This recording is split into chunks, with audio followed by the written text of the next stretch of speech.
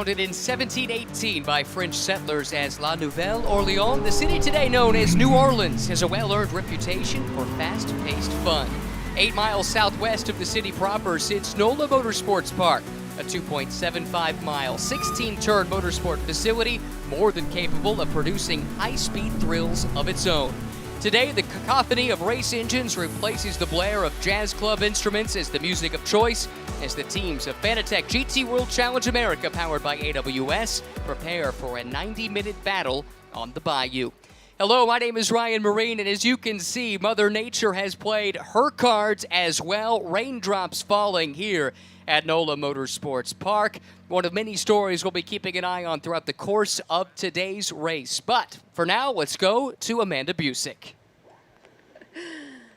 Well, we're here at New Orleans Motorsports Park for the second time in this series. Welcome to Fanatec GT, to the Big Easy, but I don't think anything is going to be easy about today. If you take a look at the weather, we're going to get into what's on the grid and what expectations are going to happen, but I want to take a look around the 16 turns here of the 2.7-mile track. Let's see with Daniel Morad for the Fanatec track preview.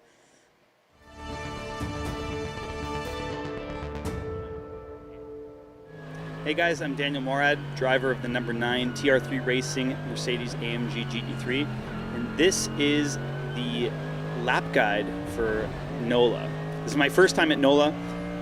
Amazing circuit, really technical and fast, and that just suits the Mercedes AMG GT3 beautifully. Coming through the gears into turn 1, up into 5th gear, pretty hard braking zone at the 2.5 marker. Hard on the brakes, release the brakes early just to roll the speed through the middle of the corner, and you're flat out through the center of turn 2. Up to 4th gear, we're looking for a really hard brake pressure into turn 3. You're braking through and past the corner, really diamonding or V'ing the corner off. Traction's really difficult on exit. You want to open your hands as quick as you can. Up to 3rd gear into turn 4, back down to 2nd. Long duration corner, and traction's really difficult. You can see I'm struggling with the rear of the car. Open your hands as quick as possible up to the top of 3rd gear, all the RPMs. Just send it into turn 5 through 6. Really tricky entry. If you're too wide, you get into the marbles, you get that pickup, which is not ideal. So focusing on a great exit onto the back straight, up through the gears, we're gonna hit 5th. This is my favorite part of the track, so quick. This is where the AMG shines. Using all the curbs flat out to the entry, light brake pressure, back to hard throttle, off the throttle, really sacrifice the middle and just attack the last part of the S's into a very bumpy brake zone. Good passing opportunity as well. Just brake hard, off the brake, roll the curb, and now you have to just ride this curb all the way around. Very bumpy. You're just patient on throttle. Attack in. You have to be very gentle with the throttle application. It's rear limited here. Open the hands as quick as you can, over the curbs, right to the wall, flat out down the straight, and that's a lap around NOLA. Welcome down to the Big Easy for the second stop on the Fanatec GT season. There are 17 GT3 race cars ready to take to the 16 turns at NOLA Motorsports Park here behind me. But I think we're all still talking about that final lap in Sonoma between Ashton Harrison and Manny Franco. Coming out of the last turn, Ashton went on the inside of the Ferrari, and it was a drag race to the end, and that Racer's Edge Acura is your points leader. New Orleans last year was a breakout weekend for Ashton Harrison. She took pole in race number 1 and would win that weekend as well. But it was also a fantastic weekend for the Pirelli GT4 champions of Eric Filgaris and Stephen McLaren. They swept the weekend. Well, as we know, race number 1 in Sonoma, their debut race in GT3, these guys took the top step of the podium and celebrated accordingly. With a runner-up finish and a win in Sonoma, that CrowdStrike Mercedes is leading the points in the Pro-Am category, but other cars to watch here this weekend. Say hello to ACI Motorsports. They saw the podium in race number 1 with Pedro Torres and Spencer Pompelli, and in race number 2, that runner-up finisher was that TR3 Mercedes of Ziad Gandor and Daniel Morad. Racing in the AM category, the Bartone Brothers Racing Mercedes is back here this weekend. But guys, it is New Orleans, it is Jazz Fest weekend. Let's add the sounds of the GT machinery to the lineup.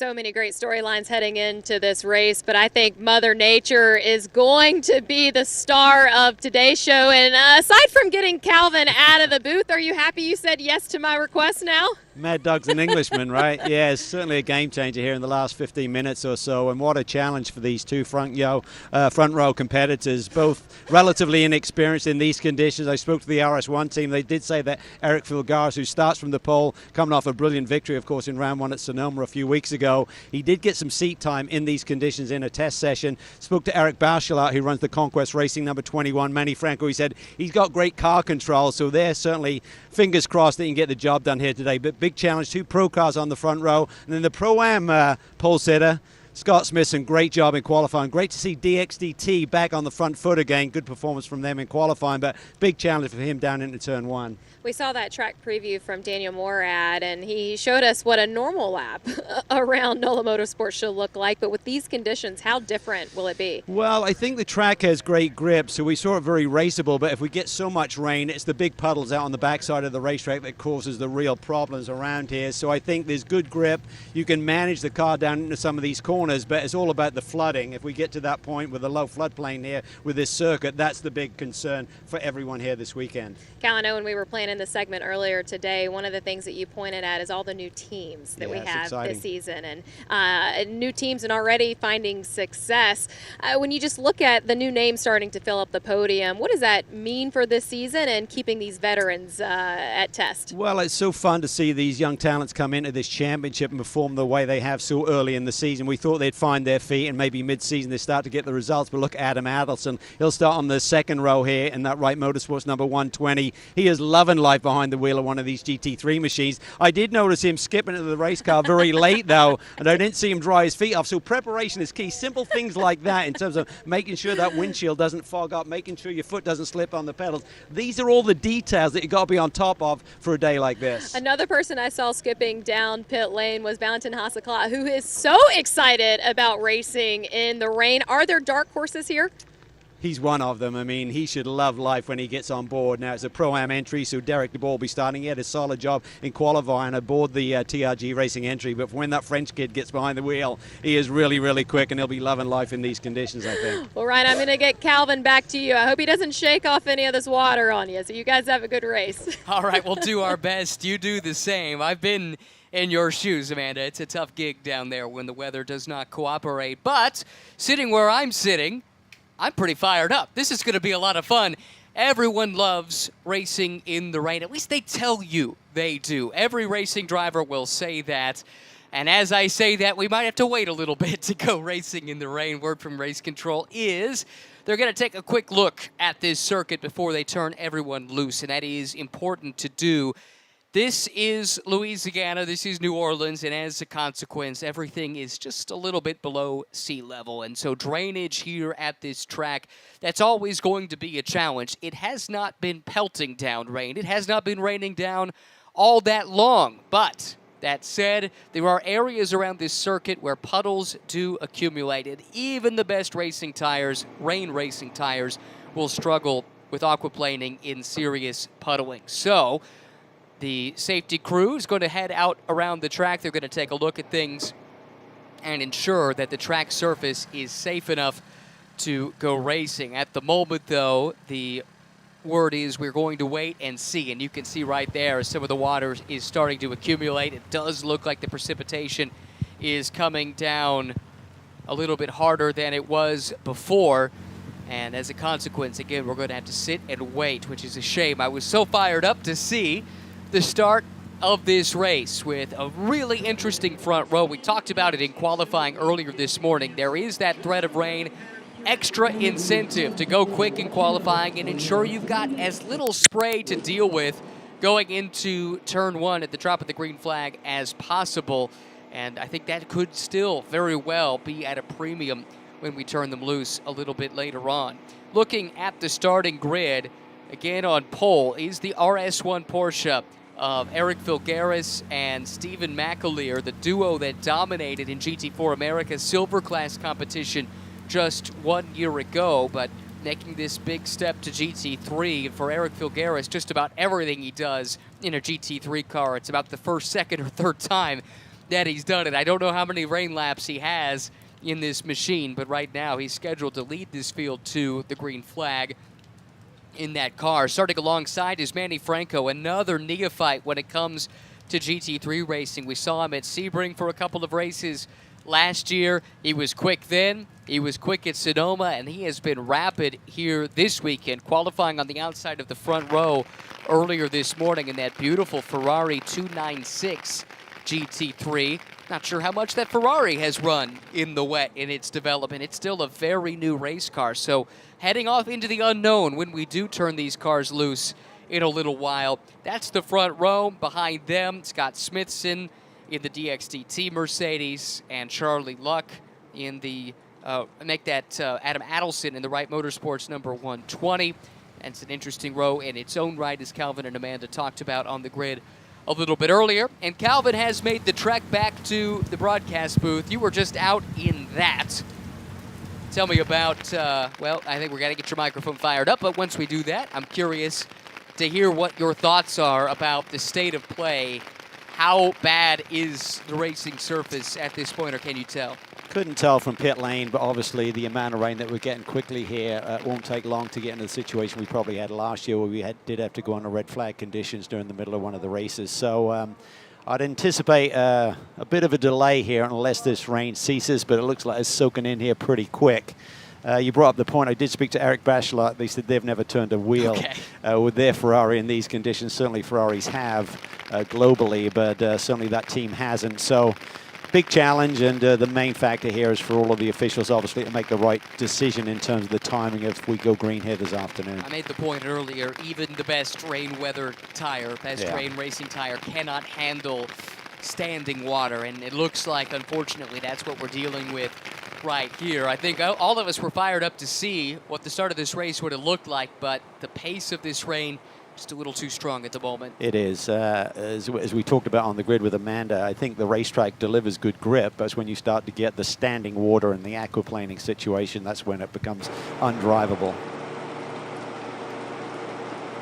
There you see the rain pelting down on that Conquest racing car for someone like Manny Franco, who does not have many laps in these cars. Same thing for Eric Filgueira, same thing for Adam Adelson, all of them starting in the first 4 positions. All 3 of those guys up at the very front. A little bit of time to sit and think and collect your thoughts, but nothing really prepares you for this if you haven't done it much before. No, it's very challenging, and experience counts for a lot in these sort of conditions, but there's a lot of very savvy, smart drivers on the front end of this field, both young and old. So I think they'll be wise, but it's certainly difficult. The spray is the biggest problem. I mean, I loved racing in the rain, but when you can't see, I hated it. So that's the real difficulty, and certainly for the front row, they're going to have the advantage there initially.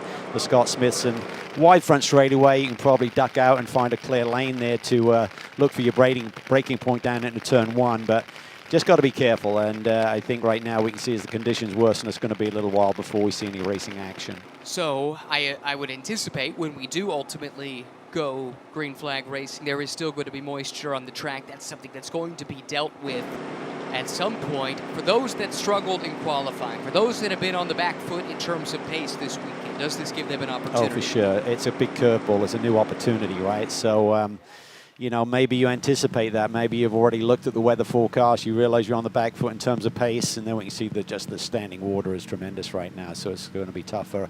One thing in a big SUV with a high ride height, when you get a race car that's basically on the deck, those two don't coexist well. You said you liked racing in the rain when conditions allowed you to do so safely. What's the key to being fast in the wet, and how is it different than racing on a dry circuit? Well, you've got to search for the grip. The theoretical racing line doesn't make sense any longer because that's typically where it's at its smoothest, where it's got the most oil and grease down. So you run around the cushion, you're looking for grip. Ideally, you want to hear all of those marbles we talk about that you don't want to be on. You want to hear those hitting those inner fenders as you're driving around the race circuit at speed. And then it's just having feel. I mean, everything you do has to be super smooth. Your steering inputs, your braking application. Obviously, these cars are very sophisticated with all of the electronic aids that they have, but nonetheless, it's down to the driver to make the smart choices and just being heads up, anticipating, looking for that water on this recce lap when they do get going here eventually today. Is just really identifying, if you don't have experience here in the rain from last year or in the test day, it was initially a little bit wet, identifying where the standing water is. Look for the painted curbs. If you're accelerating off a corner, you can't be loaded up on a painted curb because it's like hitting ice. So all of the obvious things are what you have to focus on here. With that traction control, are you going to have a setting that is tailor-made for wet conditions? That's what it's there for specifically, or you kind of pick and choose from what you already have? Yeah, most of the systems have either 8 or 10 settings, so they'll dial through that, but there will be a wet setting, say as 1 to 10, it might be a 7. That's what you go to. If you want a bit more, you could go a little bit more interrupt. But the key is TC can only do so much under acceleration. If the car's in a yaw state or is actually loaded, TC doesn't help you. It only helps you when you're under acceleration. Amanda is braving the elements for us down in the pit lane, as are all the co-drivers. Who have you caught up with, Amanda?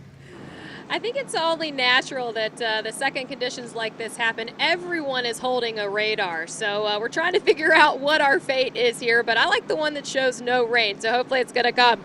I will say it doesn't look so pretty for us at the moment, but in talking to you about the start of this race, you told me that Manny Franco loves racing in the rain, and you said you actually sat next to him on a few of these laps. Does he love the challenge of it, or what inspires Manny in this kind of situation? Well, Manny show even today, he did an incredible qualifying. He really put the car in the first row, and he squeezed everything out of the 296. I'm so proud of him, and his lap was really amazing. And we've been working hard with, Corsa Horizon and Conquest Racing, and he loves racing in the rain because, he's a natural talent. Manny is a natural talent, and I was a passenger during one of those crazy days that you can have, I guess, when you're not very smart. But we were in Indy, and it was very first time for him in the car.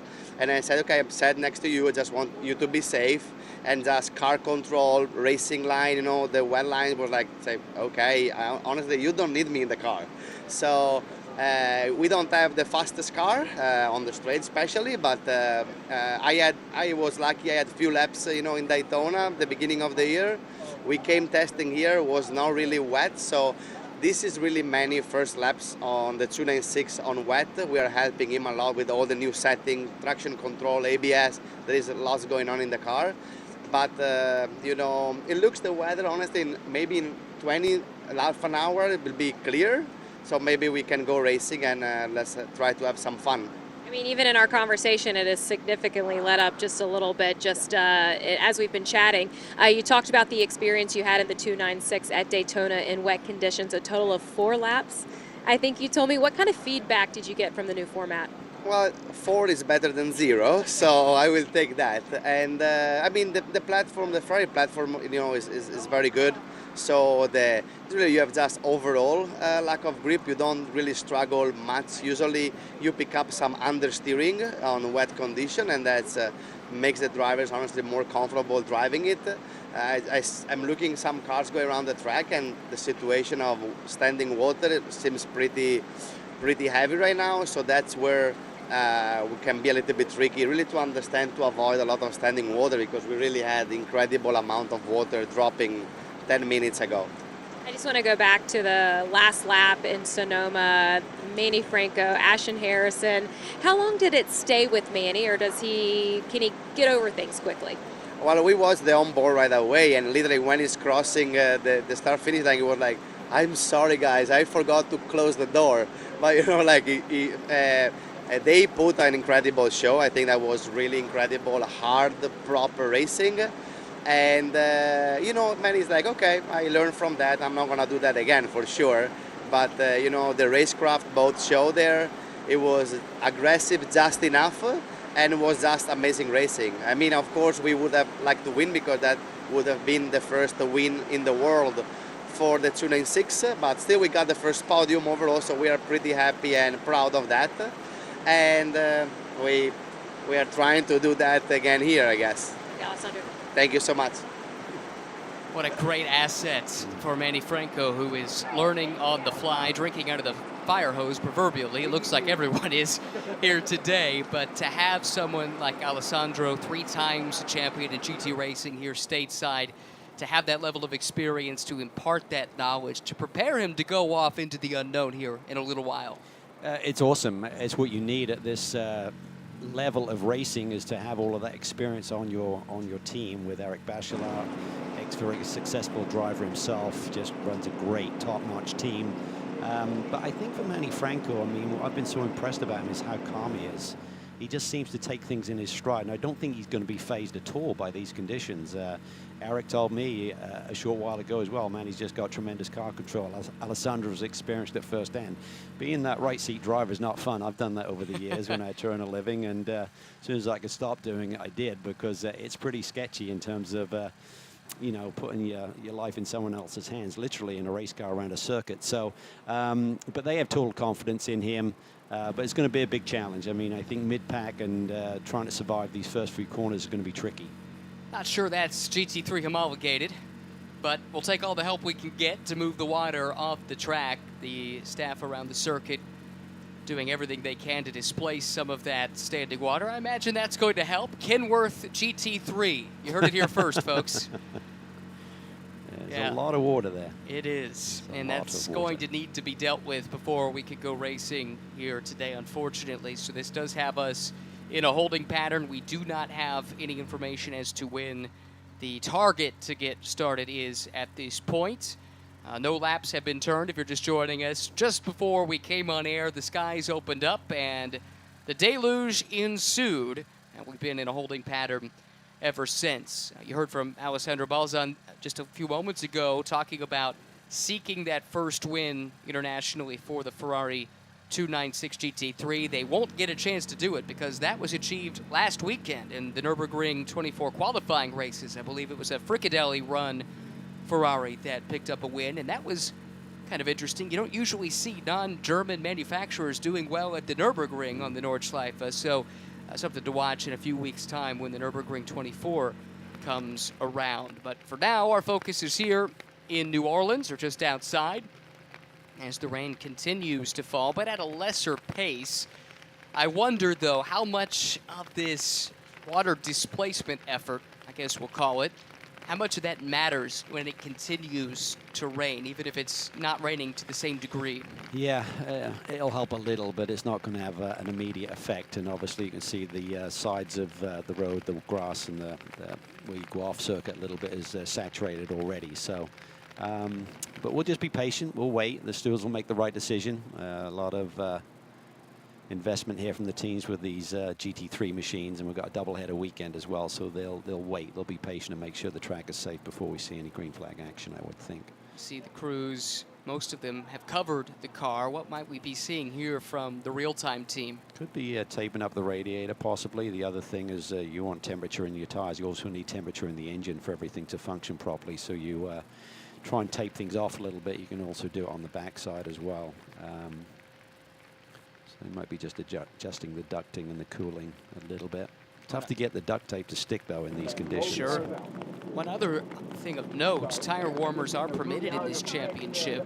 As you can see, these wet weather tires are still on the cars, so it's not like they're going to get any extra benefit from coming out of the ovens unless they've got another set being prepared that they could then switch. I'm not sure if that's even allowed. Right. One thing with a wet weather tire, it's always a softer compound sure. than a slick, of course, because it wants to be able to work and get a little bit of grip. So those wet weather tires are a softer compound. But then if the track does start to dry out, then it's that crossover period. I'm looking way ahead and thinking positive. We'll see some dry track potentially before the end of the day. So that's a key factor as well. That is veteran driver Adam Carroll. Made a couple of IndyCar starts back in the day. A1GP champion representing Team Ireland. Part of the S's Racing team, sharing a Mercedes with Will Hardiman here this weekend and for most of the 2023 season. Coming from the Emerald Isle, I suspect he'd be just fine if he raced in some rain here today. He'll be loving life, I would think, in terms of the opportunity that this will create for him. So if they can stay in the game, not make any mistakes, and be on that lead lap and maybe have a yellow or whatever, and give him an opportunity to give that team a solid result. Well, and that's a team that's drinking from the fire hose again, to use the same tired expression. They're very new to this. They've got some veteran motorsports people on this car, but not a ton of time with this Mercedes-AMG GT3 Evo. And as a result, when you look at this field, there are several teams that are new to GT3 racing. There are many drivers that are new to GT3 racing. this rain could be the playing field leveler that they're looking for to have a breakout performance. No, it's definitely an opportunity, and it's the last thing you want if you're the fastest car in the field. You just wanted identical conditions to how you performed this morning. So for Eric Filgueras and the RS1 group, great qualifying performance by Eric, and also from Manny, as his teammate alluded to, just sensational lap he put together for the outside of the front row. So those are teams that just wanted a cut and paste of the conditions to be able to showcase what their car has and the balance that they've created over the course of the practice sessions here this weekend. But for other teams, you know, rain was always forecast here, particularly for Saturday of this weekend. So maybe that's the curveball that they've been looking for all along. Gentleman with the umbrella there, Gregory Romanelli, one of the team owners of the TR3 racing team. TR3 stands for the Romanelli three brothers that are involved with that program, running Ziad Gondor and Daniel Morad, who we heard from already with our Fanatec track preview a bit earlier in the broadcast. Well, Amanda, I'm sure you're not dry, but hopefully you're holding up down there. Who have you found to chat with? Well, luckily I'm over at CrowdStrike, and the nicest guy, Bob Page, is holding an umbrella for Colin and I. But I just talking about the experience of people racing in the rain. We know George has been part of the series for a long time. You know him better than anyone. What would his comfort level be in these conditions? Yeah, I think pretty high. You know, he's been fortunate enough to do Spa the last handful of years, and it's always raining over there. We always joke about, you know, lines up, he gets time to get in the car, it's his turn, everything's good. He stands out on pit lane and bam, all of a sudden it starts to downpour. So he's got a lot of experience in the rain. He'll do a good job. I think for all of us, it's going to be a bit interesting. Yeah, some of us have tested here. We haven't. We've never run in the rain here ever, either George or I. So, you know, learning where the puddles are, where the rain line is, where the break points are, all those kind of things is going to be exciting. But yeah, it's going to be fun for all of us, I'm sure. I think those are engines that we hear fired now, so hopefully we're going to get this thing started just shortly. But just a season in summary for you guys so far. You come into the second event of the series. I know that Pro-Am Championship is what you guys are after. Yeah, certainly. All of us at Riley Motorsports, CrowdStrike Racing, man, we're working hard to try to get that done. But yeah, great start in Sonoma. Really happy with that. You know, we had good qualifying results today. So yeah, it seems like it's all going good so far. We're happy to just be kind of working the process, and you know, as always, these guys do such a good job. George does a great job. We just keep our heads down and you know, try to check off these podiums. Thank you, Colin. Yep, thanks guys. Colin Brown, George Kurtz, second and first in the two races so far this season. Loving life is George Kurtz in this Riley Motorsports run Mercedes. Colin brought up a great point. The two times that George has gone to Spa, he's told me this, the exact same thing Colin just said. Every time it was his turn to get behind the wheel, it seemed like it started to rain, so he should be right at home. That was, of course, also done in another Mercedes for the SPS Automotive Performance team.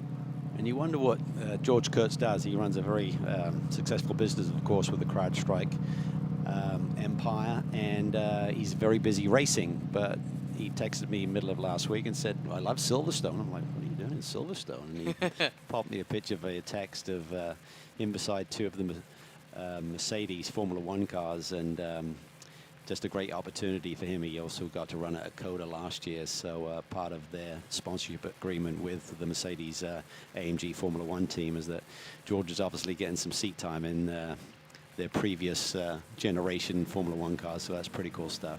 You know, it strikes me the connection in this paddock to that Mercedes F1 team. There's actually several of them. Ross Gunn, who drove for TRG at Sonoma, he does a lot of the simulator work on race weekends for that Mercedes team. In fact, that's why he's not here this weekend. Valentin Haseklo, who qualified that Aston on pole for race 2 tomorrow, is filling in this weekend. But a couple different links to Mercedes in F1 with Ross, and then with George and with CrowdStrike.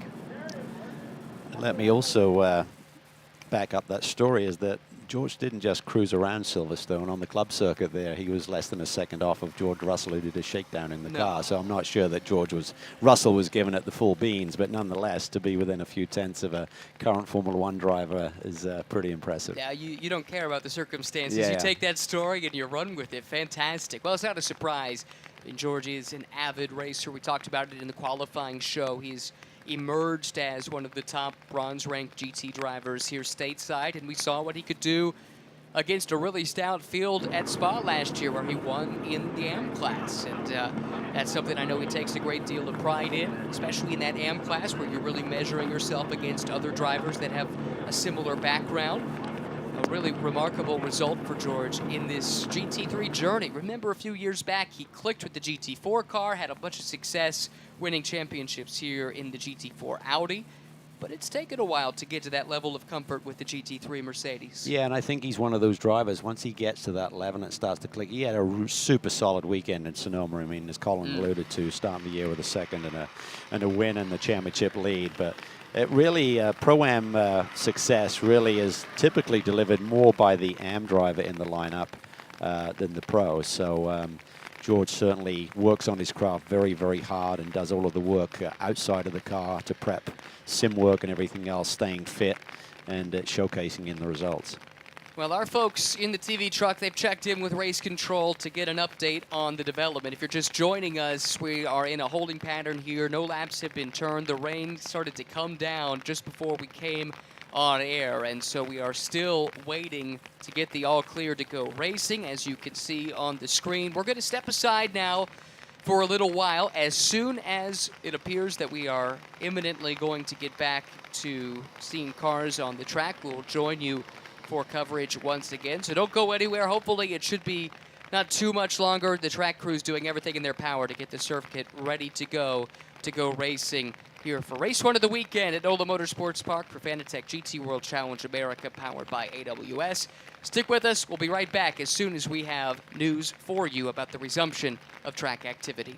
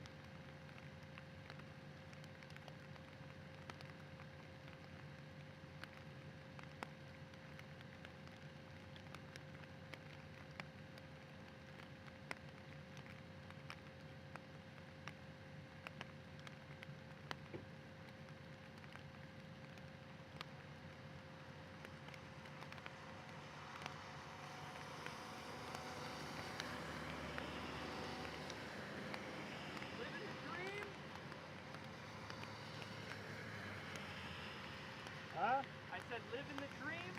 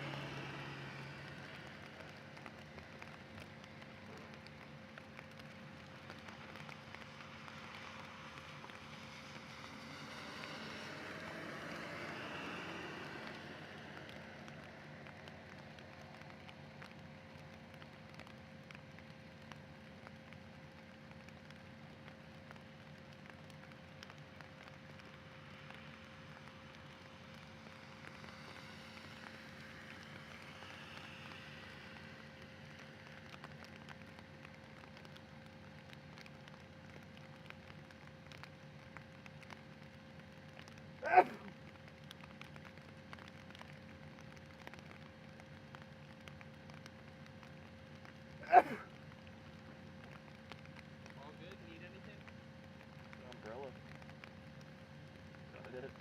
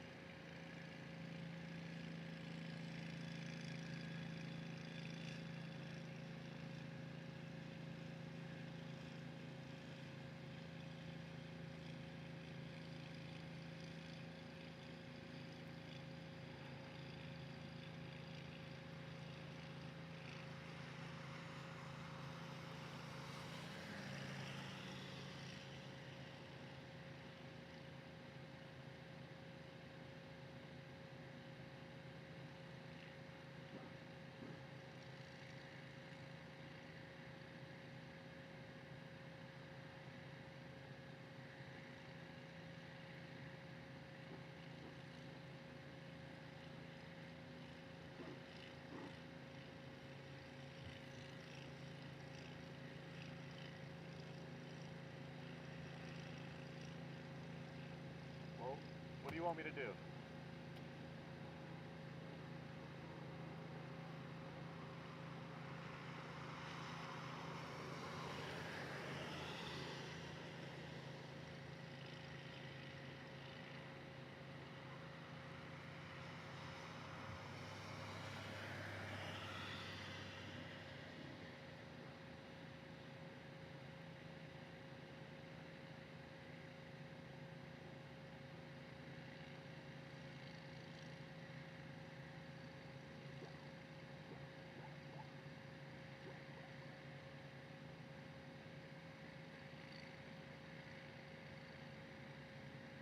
I'm away.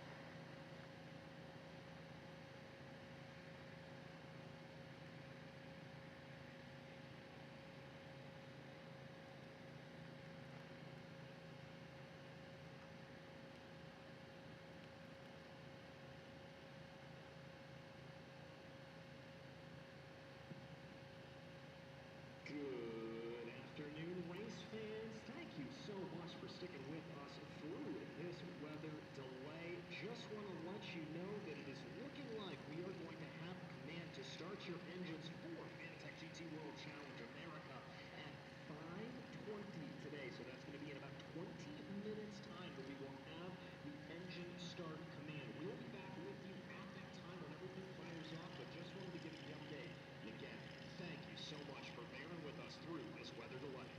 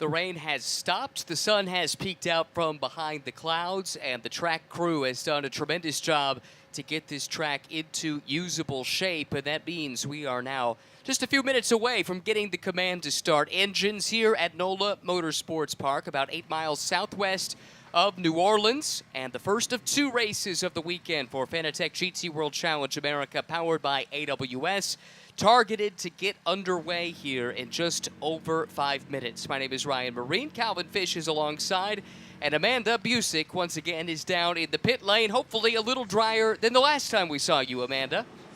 Oh, what a difference 2 hours can make. And Ryan, you were talking about the track maintenance that has been happening over the last 2 hours. I was counting up to 10 vehicles on track at one point, from the tow beds to the tow truck to the medical car out there, just trying to keep this line clean for this race ahead. There was one point where there was water just fishtailing off of those cars, but actually the track is looking pretty good at this moment. I was talking to a couple drivers as they're getting ready to get back and suited into these race car. Manny Franco used his time. He was sweeping his pit box to keep his mind alert and ready for the race at hand, but said he's still excited about what might be some wet conditions out that way, but said the second that this racetrack dries up and any of these wet tires find that line, they're going to have to make a beeline into pits to put in some of those slick tires. One of the things I noticed just prior to the drivers getting in the car, RS1 and Eric Filgaris elected to change tires. Now they still have their wet tires on,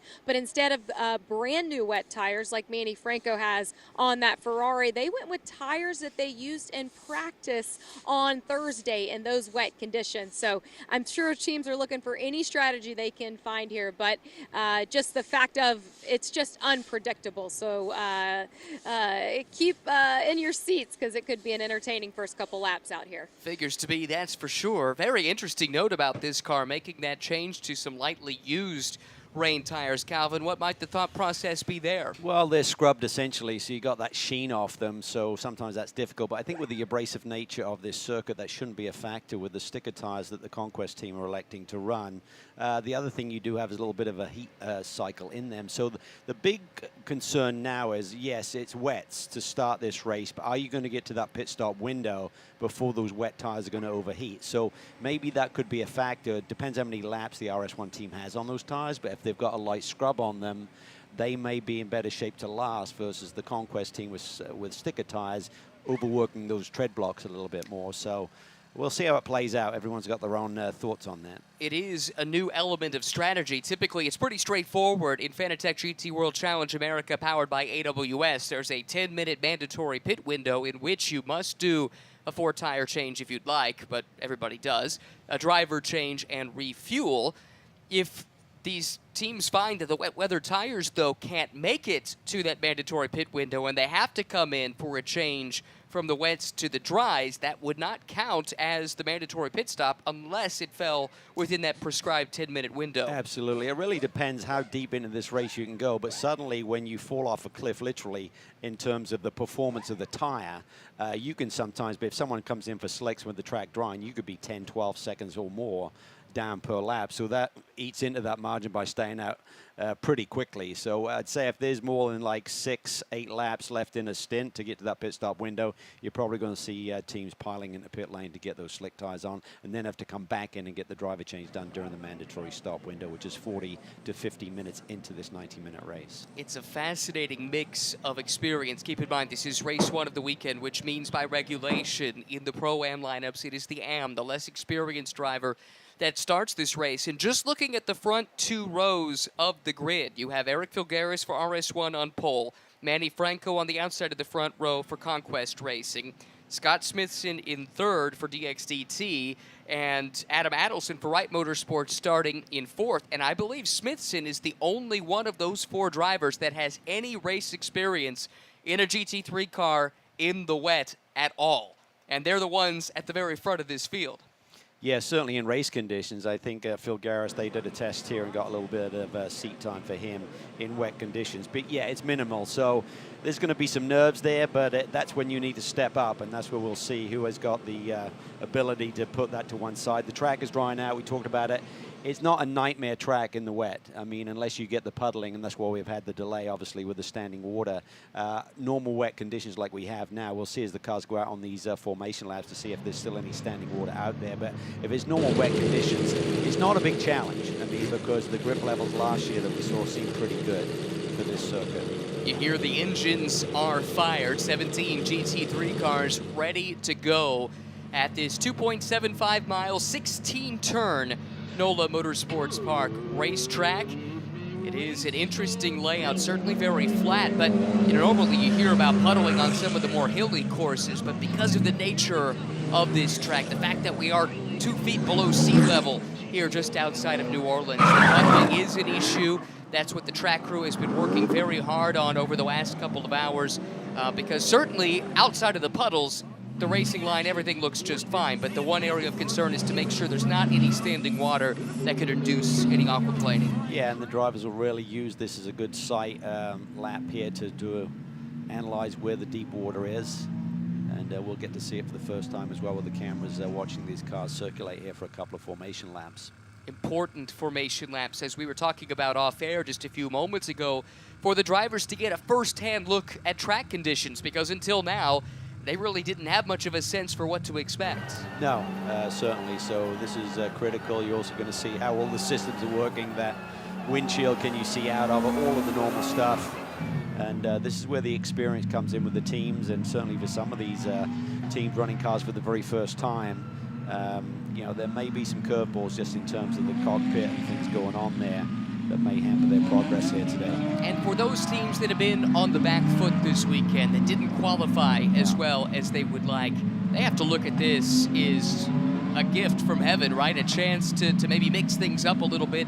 If they're lacking the outright pace this wet weather, this could give them a chance. Yeah, I was just looking down the list, and I hate to sort of like go in the European mold, but you go to like Valentin Hassaclos, who's aboard the 007. He's going to be licking his chops here with an opportunity here. Adam Carroll, Ryan Dial, the Scotsman, he did a ton of his racing in the early days in the rain. So it's not like the drivers who are based here in the US can't drive in the rain, but certainly these European-based drivers earlier in their career, Mario Farnbacher, Jan Halen, you know what I mean, they may be really tough to beat here in the second half of this race. So you talk about drivers on the back foot.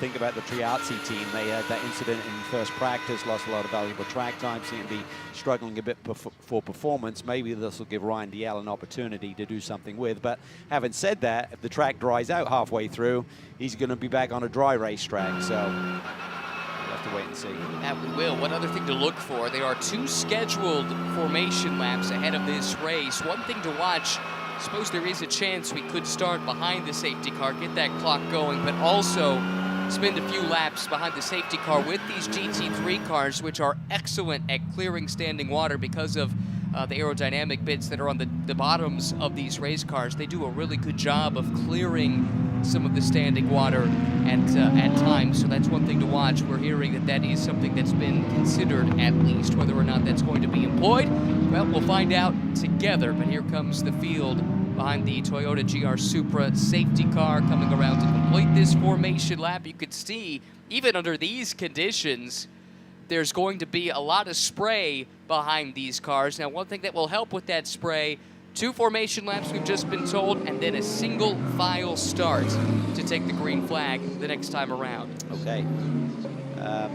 I think there was the option to maybe run a couple of laps like you suggested behind the pace car, just clear the track a little bit more. But there's been a lot of work done, as Amanda said. We had 10, 12 vehicles out there trying to get this racetrack in ship shape for the start here. So stewards are comfortable with that decision, so maybe they're willing to just release the horses and let them go run. Take us into the mindset of a racing driver in the wet. Every driver will tell you they like the rain, but do they really? I did. I loved the challenge of it. I think the real key for me always, we said earlier today, was just the visibility. So if the visibility is good, it's a lot of fun. A lot of electronic aids on these GT3 cars as well to work with. Here's your starting grid. Filgaris and Franco, that's the front row. Then you get back to Smithson and Adelson in row 2. Ashton Harrison had that dramatic win in the Pro Class back at Sonoma. Race 2 there. She'll start the Racer's Edge. Acura from the 5th spot alongside fellow pro-class driver Chandler Hull. Pedro Torres has been really impressive in his debut in the championship with the ACI Motorsports team. Starts in 7th alongside the youngster Seth Lucas. George Kurtz, I saw him in our delay and asked him if he was having fun, and he had a big smile on his face. I think he likes these conditions. He'll start alongside Derek DeBoer from TRG. That's the car that will start on pole tomorrow. Then you find Samantha Tan from ST Racing in that BMW that she shares with John Edwards. Jeff Burton will start 12th. Charlie Luck and Anthony Bartone make up row number 7 for Wright and for Real Time, respectively. Will Hardiman from the S's Racing team starts 15th. Ziad Gondor in 16th. And at the back of the field, Justin Wetherill for a team that's been on the back foot. You heard about the incident they had in a practice earlier this weekend. Well, that was in wet conditions. That was their chance to learn about this car in wet conditions. They did not get that chance because they suffered some damage. Great job by that team to send a full spare car with the parts needed to make the repairs overnight. And they were on track yesterday, but not after, or not before. A significant effort had to be undertaken just to be in a position to get the car on track yesterday. So that's the starting grid. As you can see, it is a single file formation, but the lights are off on the safety car. The Rova Pole Award winner, Eric Filgaris, a perfect 2 for 2 in the races he's qualified for. He's starting on pole yet again into the VP acceleration zone. It's his time to pick when to go. Just looking for that green flag, and here we go. The green flag waves at NOLA Motorsports Park. Filgaris leads Franco, and look at the spray deep into the pack. That's going to be a mess going into turn 1. This is where you need to tread carefully. You see Filgaris there pick in the middle of the road. Manny Franco comes from the outside, so there was grip there. He carved the corner nicely. Everyone behaving nicely there. You see Chandler Hull in the middle of the frame there, aboard the 94 Bimmerworld, that white BMW. Just now to let the pack go a little bit. Torres is having a good start here. Yes, he is. He was confident on the outside of Hull. It looks like he's putting some pressure on Ashton Harrison just ahead of this bunch, and he's going to make the outside rim shot work and grab yet another spot on the start. That's the ACI Porsche right there. Able to jump a couple of positions here on the opening lap, but Harrison fights back on the inside. Well, you can see just the level of grip that they got. This is a tentative initial start to this race, but you can see that the cars do have grip in these conditions with this racing surface. George Kurtz just swept around the outside of Chandler Hull to grab a spot, not for class position, but still gives him some track position. He picked up the overall win the last time out at Sonoma alongside Colin Brown. Good start for the front row there. Filgaris has skipped away a little bit. Manny Franco keeping him in his sights. Manny doing a great job staying right there in the tire tracks. You can see that car twitching. A lot of built-up water in this section of the racetrack still to contend with. Oh, he's going for it. Manny Franco is feeling it, looking to the inside. This is aggressive. Very, very aggressive. Filgaris defends side by side here. I think Franco's got the speed and got the feel, but don't take any risk. Two drivers with a combined 5 GT3 starts going at it hammer and tong. This is turn 16. Filgaris slipped a little bit wide. How brave are you going to be with that painted curving on the exit? You saw both the leaders stay off of it. Adelson is up to third. He had a good first lap as well. Got around Scott Smithson, who started from the pole. So the Pro-Am leader now is Adelson. And look at him go. He's on the attack. That is the green with yellow striped Porsche 911. Looking around the outside, we ride on board with the Las Vegas native. He is feeling it. Got tremendous confidence with this move to GT3, which we've been documenting here with the first couple of race weekends, but didn't know how it would fare in these wet conditions. Hasn't stymied his progress at all. You can see this racetrack is drying out quickly. I don't think they're going to get to that midway point in the race. Could be a real stretch here. This is going to be a race for the strategists up and down the pit lane. When do you make that call? Pedro Torres working on Scott Smithson. His charge to the front continues. He's up to 4th overall. Yeah, Porsche engine configuration is really putting the weight over those rear driving wheels, so it may be a bit of a benefit versus the front engine machines. Looked like George Kurtz was feeling this wet weather as well, as we expected he would. He was right there, tucked under the rear wing of Ashton Harrison just a few moments ago. That's Harrison in the 93 Acura, Kurtz right behind in the Riley Motorsports Mercedes. You see everyone's not slipping and sliding. This racetrack just gives you good grip with these Pirelli wet weather tires.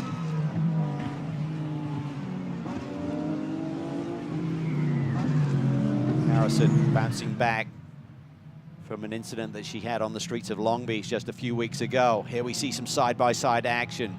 Chandler Hull going up against Seth Lucas here. This is a battle for 8th. Yes, but it's also for class position in the pro class. Hull in that BMW from Bimmerworld. As you can see on that graphic, he's got the youngster Lucas right behind. Seth Lucas for MDK Motorsports, new to this championship. And he told me they felt like they were ahead of the game, ahead of the curve from where they expected at Sonoma the last time out. Battle for 4th in the pro class. Harrison looks like she's gotten into a groove, starting to reel in Scott Smithson, who has dropped back from his 3rd starting position. Great qualifying effort from Scott earlier today. Board here with Charlie Luck. Didn't have a great weekend here last year, so looking to rebound a little bit. Jan Halen has had tremendous pace here as we see a battle between the 2 Mercedes. Siad Gondor in the yellow, make that orange and gray Mercedes. Anthony Bartone in the real-time Mercedes with that distinctive skull and crossbone livery. These 2 guys going side by side, crossing each other over a couple of times. Oh, this is fun. These drivers, their confidence level is just going to keep increasing as they do a few more laps. I think everyone was tentative, didn't know what to expect, and now they know there's grip in this racetrack. This will be a fun first stint for these drivers. Bartone right now running in the 12th spot. Then you find Gondor and Will Hardiman sneaking into the frame as well. It's the new S's Racing team based out of Texas.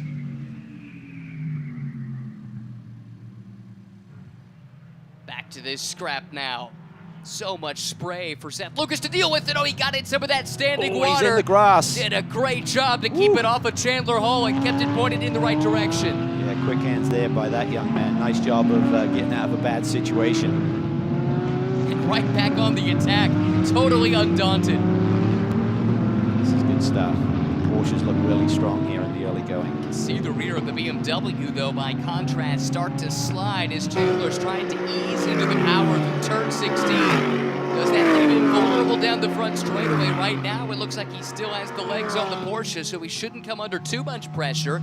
Then it's Derek DeBoer in the Aston, then Charlie Luck in this Porsche 911. DeBoer's doing a nice job, and I think that TRG entry has pace. We saw his teammate grab pole for tomorrow's race, so he's just hoping that Derek can keep it clean, keep it tight, keep it somewhere towards the front, and let him go on the attack in the second half of this race. 4th and 5th in the pro class. That's what's at stake here. Chandler Hull has the spot. Lucas trying to take it away. Seth and Trenton Estep, his co-driver, the youngest pairing in this field by a pretty wide margin. But Trenton, despite his youth, does have quite a bit of seat time. Seth Lucas, by contrast, still very much in the formative stages of his career, but he has not lacked pace, that's for sure. Harrison around Smithson for 4th. Make that for 5th. Yeah, Ashton Harrison is doing a really solid job here. The Acura has always kind of excelled ever since its introduction to GT3 racing in the rain, so it's a good platform to work with. Phil Garris did a really nice job when he came under attack there in the opening lap from Manny Franco just to hold station, didn't give it up. Didn't take too much risk. It was Manny who was willing to put it a little bit more on the line, but Phil Garris has gotten her a nice groove here. Settled into a nice rhythm, to your point. Just turned a lap at a 148.7. No one else is running anything in even the 149s. So Phil Garris has the measure of this field, at least in the early stages, on board with Manny Franco. Now they'll start to move around here a little bit. The teams will be talking to these drivers, try and find some standing water. The best way to cool these tires down is to try and find wherever the dampness or the puddles are on this racetrack as it starts to dry out. It's all about time management at this phase. You'd love to be able to get to the middle phase of this race when you're coming into the pits anyway for a mandatory stop before needing a stop and burning off these wet weather tires. But as you can see, it's not dry yet, but it's drying. Leader in Pro-Am, 3rd overall, Adam Adelson right on board. This is the previous generation 911 based on the 991.2 iteration of the 911 street car. Do have a couple of the 992 variants in this field as well, but they really like this old car. That said, there is a chance we could see them upgrade before the year is complete. Yeah, I'd wait on that upgrade. I'd let my teammates, the 45 car, figure out all the bells and whistles on that new Porsche before I'd switch up, because these drivers have tremendous confidence in this 120 machine. He's done a great job, as has Torres, who also is in that previous generation 911, currently running second in the Pro-Am class. He and Spencer Pumpelly came away with a podium in the first weekend of the season. Strong debut for ACI Motorsports in that event. Checking in, this fight continues. Kurt's now starting to back up to Chandler Hull after getting around Chandler a few laps back. And Seth Lucas very much in the mix as well. Yeah, a Bimmerwell car, they had 8 podiums last year, 1 win at the Indy finale, double points race as well, so that certainly gave them a great championship position at P3, but you know they'd like to break through early in this championship season. Chandler sharing that car with the BMW legend, of course, Billy Orblin. Yes, as he has now for several years, but he's been a real mentor for Chandler, who's been a busy guy, already won a championship this season in the Asian Le Mans Series, and we'll see him at the 24 Hours of Le Mans later on this year.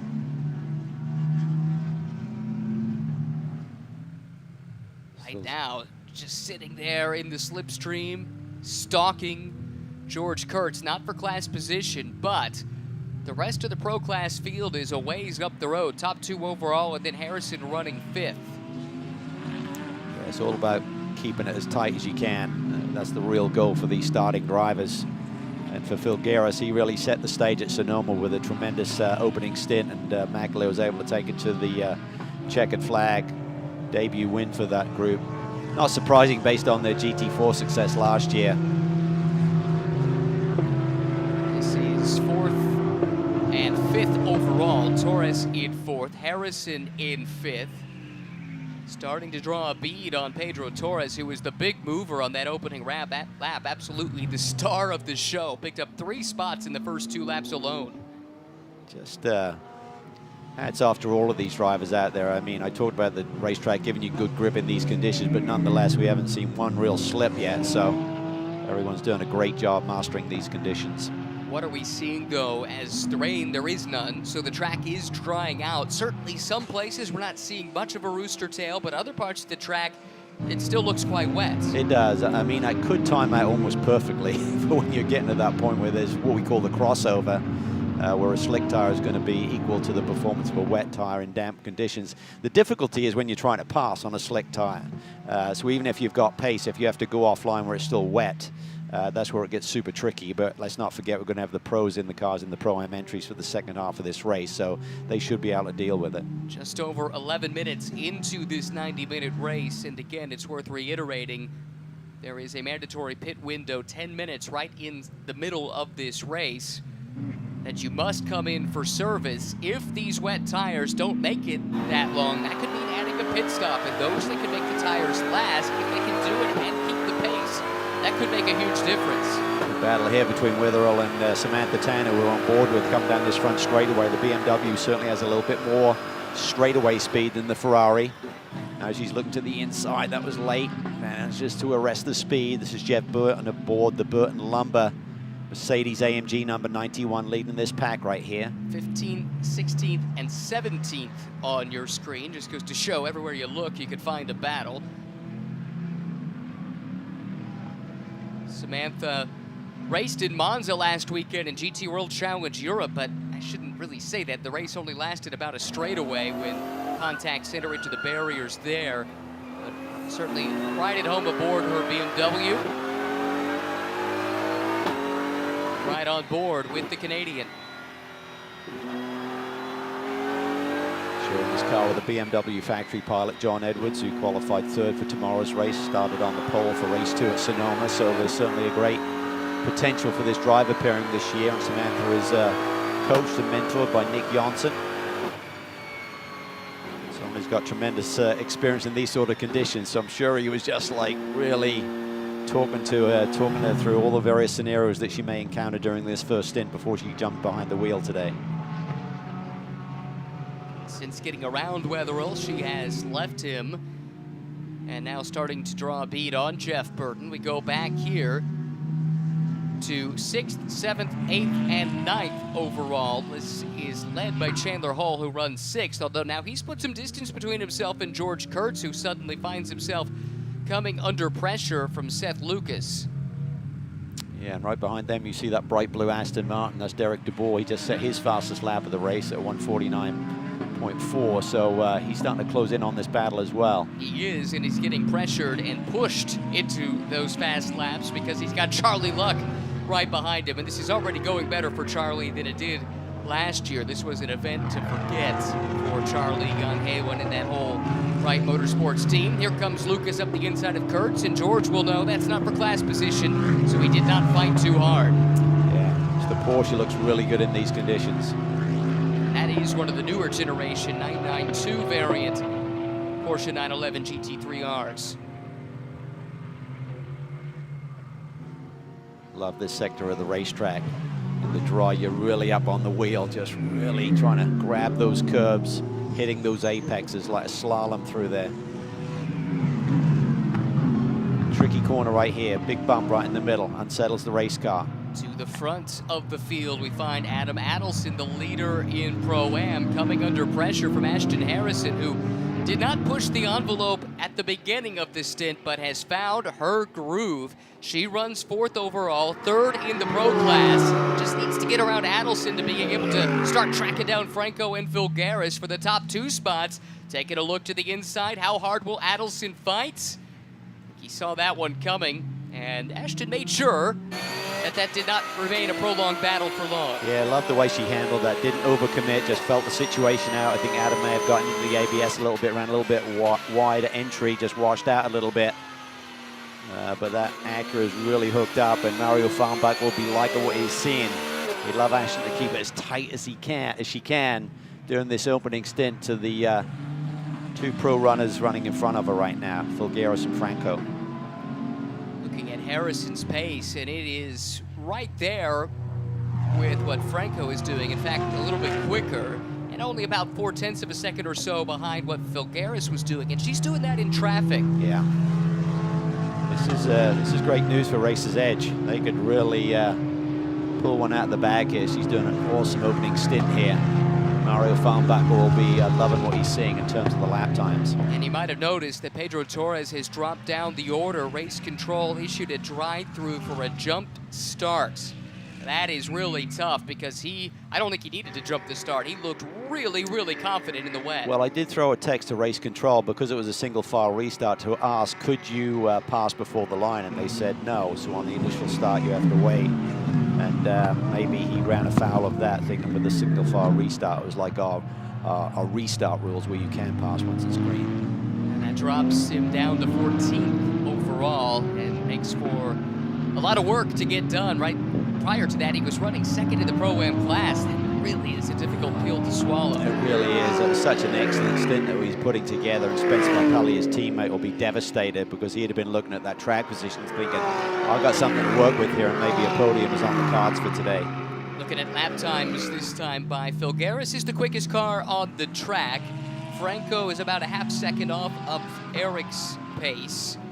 Ashton Harrison about the same as Franco, marginally quicker. You got to go down to Chandler Hull back in 6th overall to find the next driver in the 147. So yeah, the top 3 and Hull are the 4 quickest cars. Yeah, I think Hull's car is starting to come alive here as the track is starting to dry out a little bit. So he's running lap times very similar to the leader aboard that BMW. It's been a strong start to the race for Eric Filgaris, Amanda. Well, you'll remember he's the one that started on those scrubbed wet tires. You wonder if that might be factoring into these great lap times that he's getting as we kick off the race here. But I was talking to Stephen Mackler just on kind of strategy going forward. He said that actually they're getting feedback from Eric that there's still more water on the track than they were anticipating, and currently there's a significant cloud coverage, so we're not getting help from the sun as well out here. But Steven said they're probably going to keep Eric out there as long as they possibly can to delay the decision on tire choice for the back half of this race. He said, is it the gamble to go on the slicks, or do you roll with the wet tires based on what they're seeing now? Well, I think is great analogy of how you'll handle the situation. I mean, the key is, does anyone go out and, oh, Kurtz is off and on. It's down in 13. If he gained any advantage from that, he'll have to give it back. Not sure exactly what led to that. Let's see if this will give us some information. Oh, just runs a bit wide there through 13. There's a little extra piece of road he can work with. Tough one for the stewards to determine if he gained advantage. I think he did gain a little bit of time there, right, over Charlie Luck. It would look that way. No track position, but certainly time-wise. Back yeah, to that decision. Yeah, I think it's the right thing. If someone comes in and suddenly the next driver goes out and starts laying blistering lap times, you can react to that. But I think with the lead, they'll probably just keep him out there and see if anyone else, as long as the tire's not coming apart, if it starts to overheat. But this racetrack is not drying out as quickly as we anticipated when we saw it looking in pretty good shape there than the first 3 or 4 laps. Yeah, maybe that cloud cover is great news for these teams because that has kept some moisture on the surface. That'll keep these wet tires alive a little bit longer and delay that decision.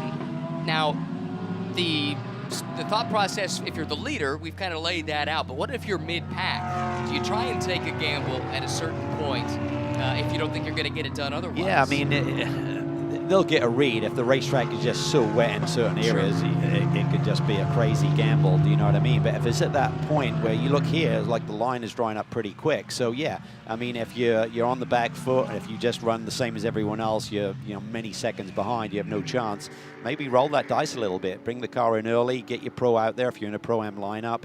Let them deal with the slick tires in the damp and marginal conditions, but maybe that'll give you an advantage a little bit deeper into the stint. This is good stuff here. Charlie Luck heaping the pressure onto George Kurtz. That's his son-in-law and co-driver, Jan Halen, and I think that base says it all. They're into it. Derek DeBoer sneaking into the mix as well. The TRG Aston.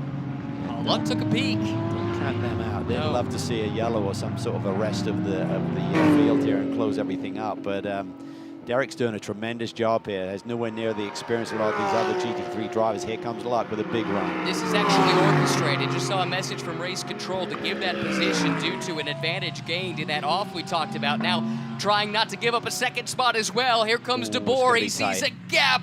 Oh, they're able to squeeze through. Yeah, George didn't want to give another position away there. So nice management there by both drivers. Derek had committed down at the inside, but George just got his elbows out and swung back across and took the line. So when you're giving it away, there's a real management to that. You can't just like lift off and let everyone come like a train past you. And he maybe just cracked the throttle a bit too long there and gave Derek that opportunity. It's up though from Derek not to get it too deep. Kept it clean, certainly gave it a good try, and if George had slipped up, he was there to take advantage of it. Now they settled themselves out. That's 8th, 9th, and 10th in the overall running order. Luck, Kurtz, and DeBoer. So just under 19 minutes away from when that first opportunity to hit pit lane and do the mandatory stop. This area of the racetrack looks pretty dry there, but there's other areas that still look particularly sketchy.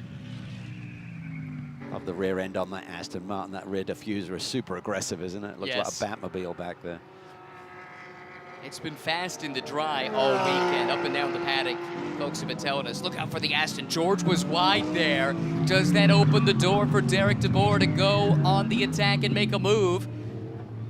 Recovery from Kurtz to provide too ample of an opportunity. Strong. He's able to carve the corner, it seems, a little bit more effectively than Mercedes and George Kurtz, the CrowdStrike Racing entry right in front of him. Looked a little more planted through 16 for Derek this time by using that blue Aston Martin right there in the tire tracks of the CrowdStrike Mercedes, driven by George Kurtz. A winner overall in the last race of the championship at Sonoma, but he's coming under intense pressure. Again, DeBoer pokes the nose to the inside, and again, Kurtz has the measure of him.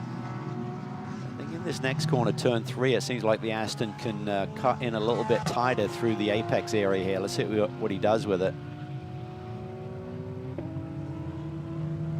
He kind of follows George's wheel tracks there, so no advantage gained.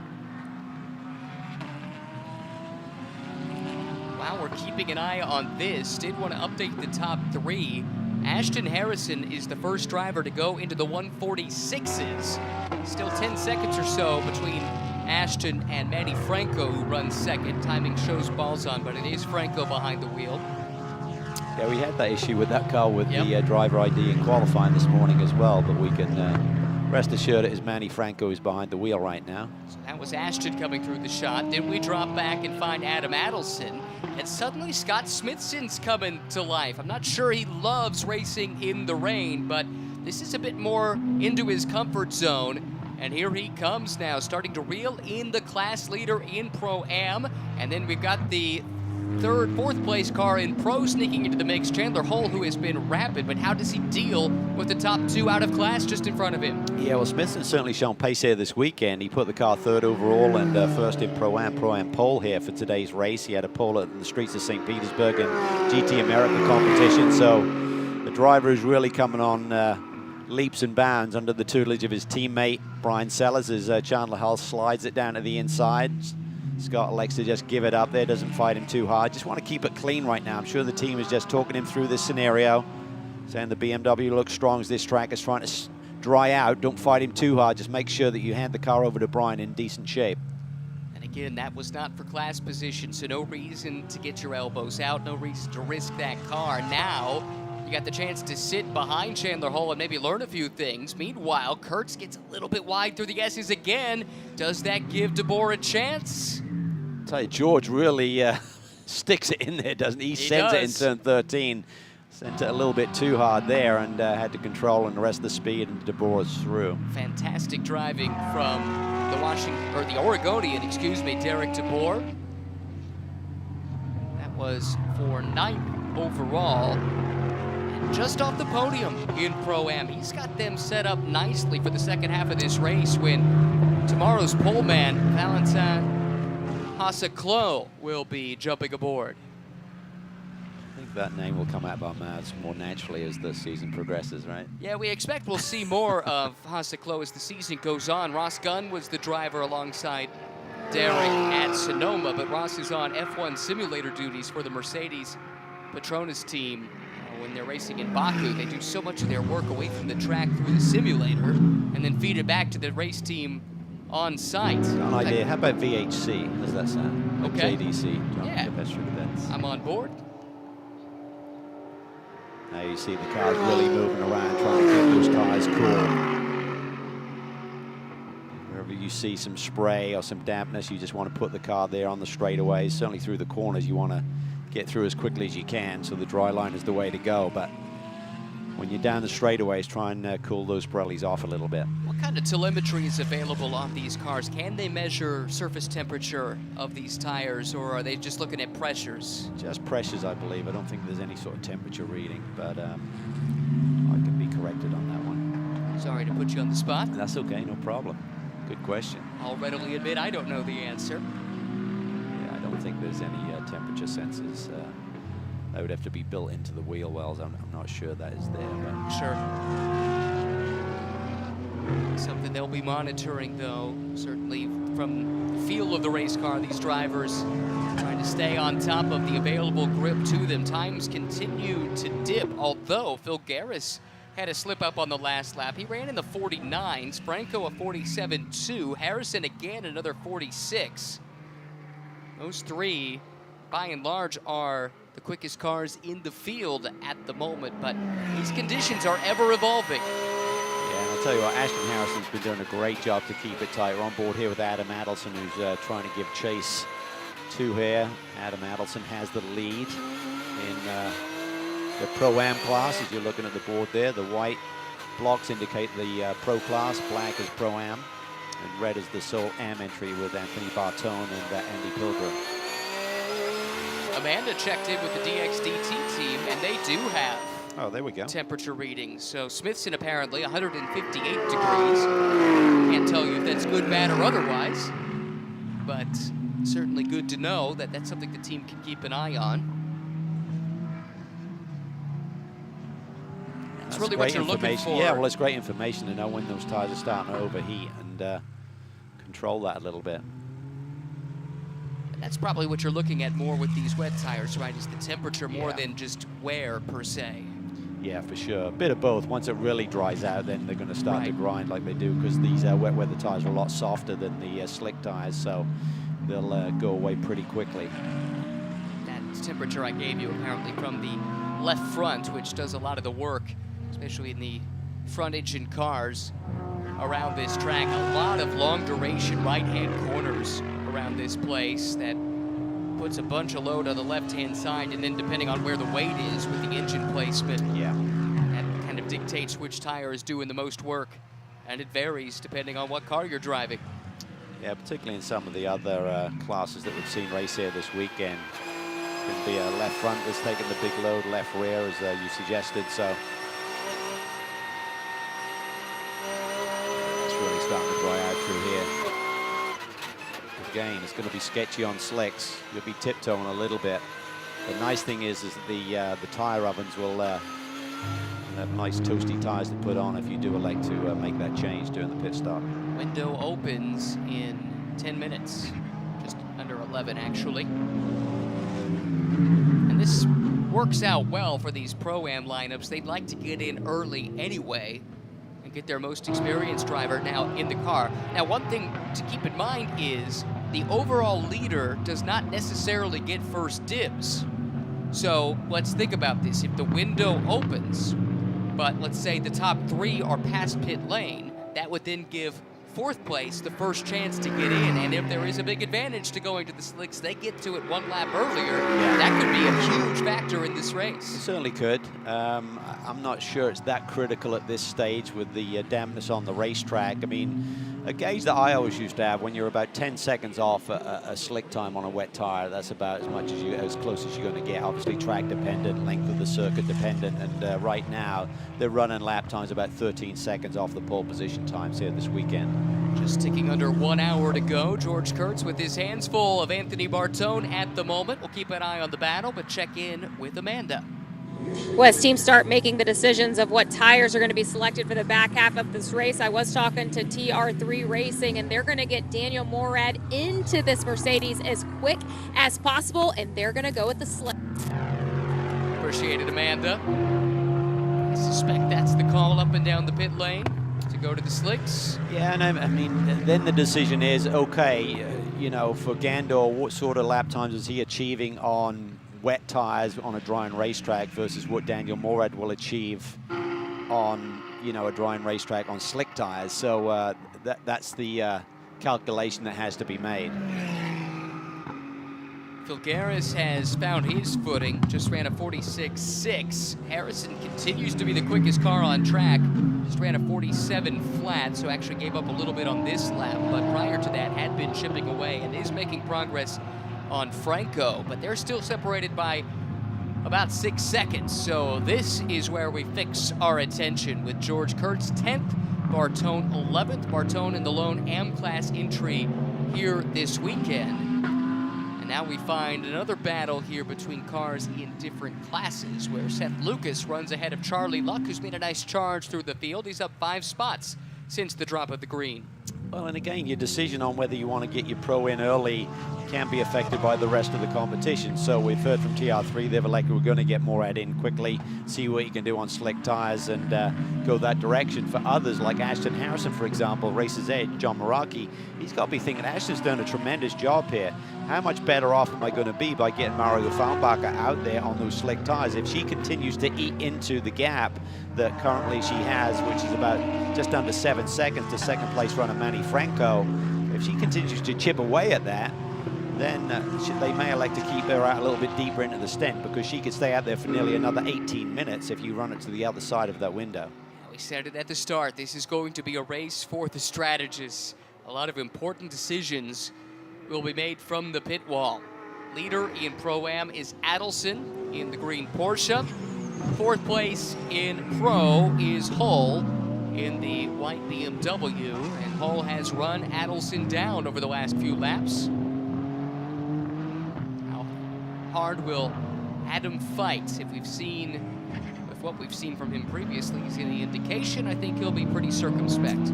Yeah, he's pretty savvy. I mean, he's pumped up about this race car. Now you see him completely moving around, looking for that damp patch, just trying to keep these tires cool. Team will be talking him through this. But that BMW seems to be coming alive as this racetrack dries out, and maybe that's a good indicator for what Bill Oberlin can do with that 94 Bimmer World machine when he gets behind the wheel for the second phase of this race. Well, the thing I'm wondering about. The forecast really we didn't anticipate this rain, quite frankly, when it started and put us in our delay earlier today. I wonder how many teams are running any kind of hybrid setup for wet weather, or if most of these folks are out there with a car that was set up primarily for dry conditions and having to hang on a little bit here in the wet. Yeah, really good question there. And there is a threat. Amanda just sent me through a screenshot of a weather app that says there is a threat of a little bit of rain in about 20 minutes. That would really throw all your calculations out of the window. Nothing worse than if you're getting to the end of that pit stop window, there's a big gray cloud coming and you're coming in trying to put slick tires on.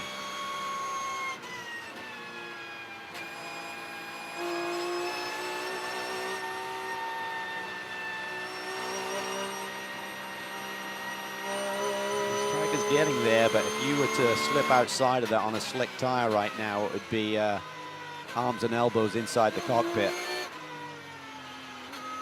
These pros that we got in the second phase of this race, they're used to these type of scenarios, and they'll deal with it, and they'll put it all on the line to try and grab a position, grab a podium, grab a win here this afternoon.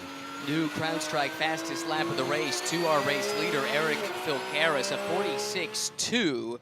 That basically matches, just barely surpassed what Harrison did earlier in this race. Meanwhile, Manny Franco in the second place car seems to be falling off. I wonder if he's starting to get some tire wear in that car, because he's been consistently down about a second and a half or two to the two cars around him, Filgaris and Harrison, over the past few laps. Yeah, for Stephen Mackler, who's going to take over Eric Filgaris' car, he just wants this track to stay, this race to stay green right now, because his teammate has built up about a 10-second lead or so. So this is a perfect scenario. So we see this battle now. Just adding to the complication, Amanda tells us there might be a power outage. Oh, Holt went a little wide there, nearly ended up in the grass. And he would have been skating off for quite a distance with as wet as the grass is here. Did a great job to get braking done in a straight line and ultimately get turned. But back to my point, I guess a lot of the screens and stuff like that are down on the pit boxes because of this power outage. So just as you're trying to make all these decisions, you're down some of your data, presumably. That was a little bit crazy, but Charlie Locke's doing a really nice job here. Keeps digging and digging, and sits there in the 7th position overall, podium position in Pro-Am, and keeping it tight. They're only 4 seconds back of our Pro-Am leaders, so Jan Halen will be liking the look of that. Definitely puts him in a position to go and fight, and maybe this weather played into their hands. I think, well, let's put it this way. I've seen Jan more sanguine in the past. He really wasn't too bullish about their chances to fight at the very pointy end in the class, but this is a leveler of the playing field to some degree, and Charlie's had a great stint here, and we know that if Jan smells blood, he's going to go for it. Yeah, and if you know, I talk about a handful of the drivers who could really shine in the conditions. I mean, Jan Halen in sketchy conditions, it'd be certainly one of my top picks in this field. So he's going to be going for it when he gets the chance to grab the reins of that 45 machine. Interesting mix here with Adelson and Smithson, the top two in Pro-Am. That's Adelson in the Porsche, Smithson in the Mercedes, with Hull right behind in the BMW, and the charging Charlie Luck entering the frame as well. Smithson just slipped a little bit. That's going to cost him in his pursuit of Adelson, and it brings Hull a little bit closer.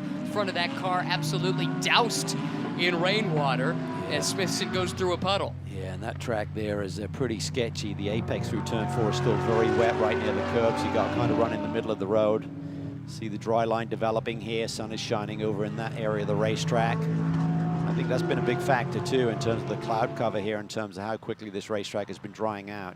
Just a couple minutes away from the pit window opening. When the clock goes below 50 minutes remaining, window is open for the teams to come in for service, and just how soon they make that call, I'm really curious. I think a lot of it depends on how confident they are this track has dried enough for the slicks.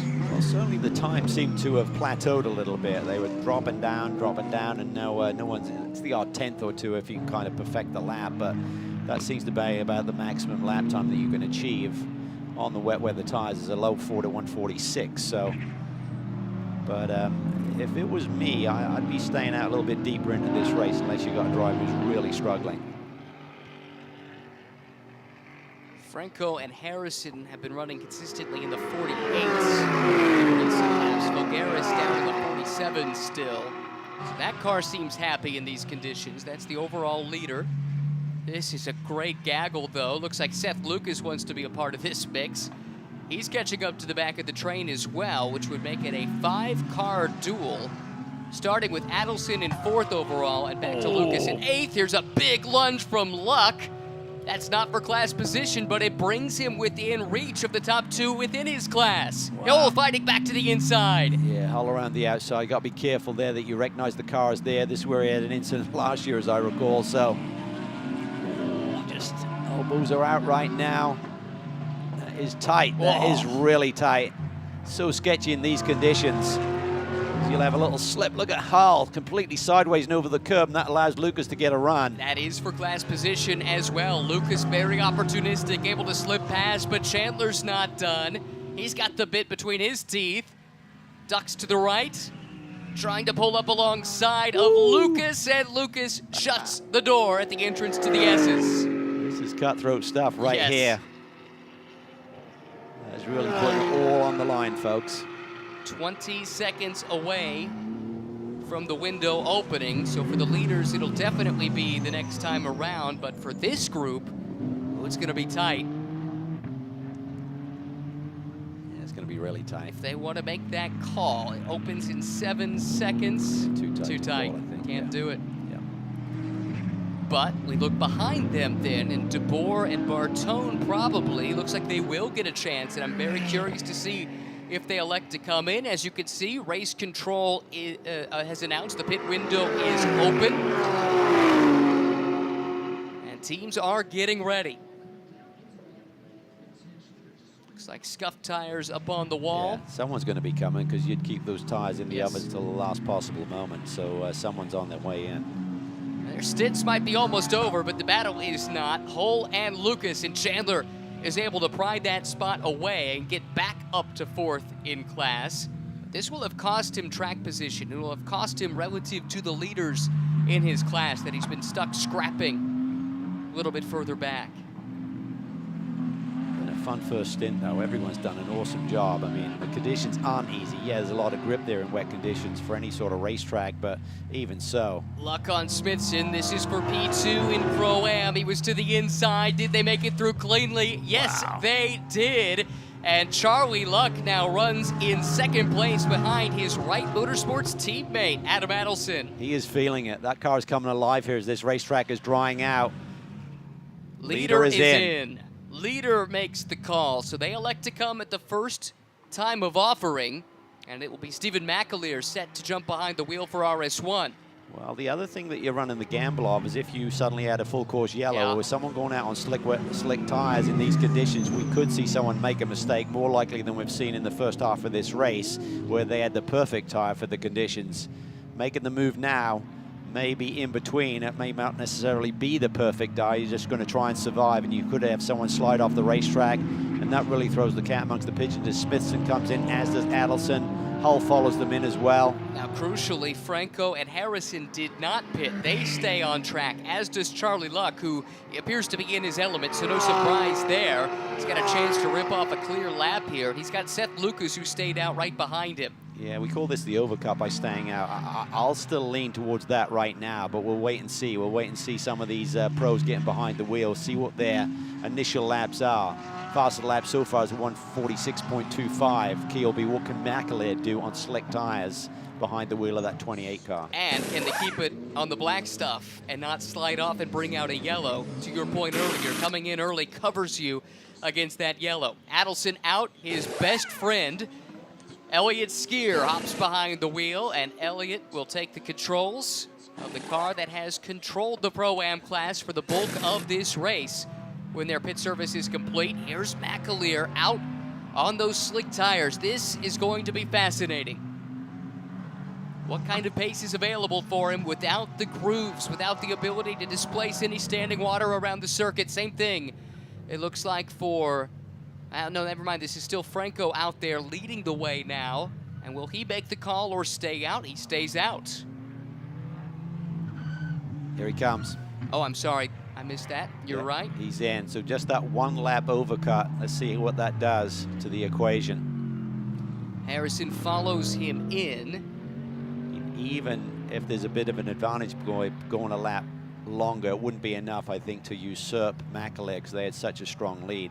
Assuming it was a clean pit stop, and that we don't know for sure, but yes. 79 seconds, by the way, is the minimum time to be spent in pit lane. That's from entry to exit, including the service. Wetherill in, Luck in, Lucas in. Now we watch what these cars on slicks can do, and we watch the Conquest crew going to work. Balzan getting set to climb behind the wheel. So important to get that windscreen cleaned off for good vision. This man not afraid to use the pedals. He's just got to make sure he can reach them. Decent seat insert there for Alessandro. This is Edwards on McAleer. Edwards basically unlapping himself to the car that we anticipate being the leader, and it looks like that will be the case because we're still waiting on these cars to leave the pits.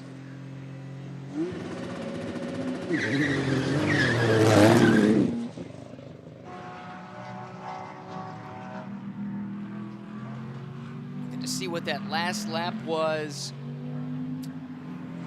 I'm not quite sure for McAleer, so we'll have to check on that here in just a moment. Now we see Balzan released and Farnbacher released, and those two are as close as they have been all race long. McAleer's first lap, flying lap, was a 47.2, a second slower than what his teammate was doing on those wet weather tires. So that's a pretty good margin. He's just going to gain confidence. Track is going to dry, and it won't take long before he's underneath those tires. So really the perfect opportunity. It was right as where you'd forget the pit stop window. It's about where you'd be making the call anyway. Well, and Cal, I mean, yes, that is a second off of Phil Garris's best time, but he had dropped off into the low 47, so that's pretty much right on pace with what Phil Garris was running prior to the pit stop. So perfect the way that worked out for the RS1 crew. Now, how much of an advantage does he have over this Ferrari? Well, it looks like the gap is maybe a second less, so it looks like the 21 car may have gained about a second in terms of that exchange by doing the overcut and staying out one lap longer. Gap is right at 8 seconds right now between McAleer and Balzan, and it was, I think, hovering around 10 when they made their pit stop. That sounds about right. So the rapid Scotsman, Stephen McAleer. The other factor is he's not going to take any risk. When he's got that sort of margin, he's going to certainly have a first lap where he's feeling things out. And he just ran a 41.5. There we go. That answers that debate definitively. It was time. Looks like Bartone has now come to the pits, which then promotes this to the battle for second and third overall. Balzan, oh, he's got his hands full. That car very squirmy. And he's got a very hungry Mario Farnbacher right in his wake. Yeah. And these lap times, 141, are about 8 seconds off what we saw in quali this morning. Elliott Skier just did a 137. Bill Omerlin also with a 37, so the time's tumbling as they make that transition to both pro drivers in the Pro-Am lineups and the slicks as well. The big surprise of qualifying this morning was Balzan's performance in Quali 2 for the race position for tomorrow. So wait and see what he can do now. His teammate did a great job putting this car on the front row. He said it was a mega lap.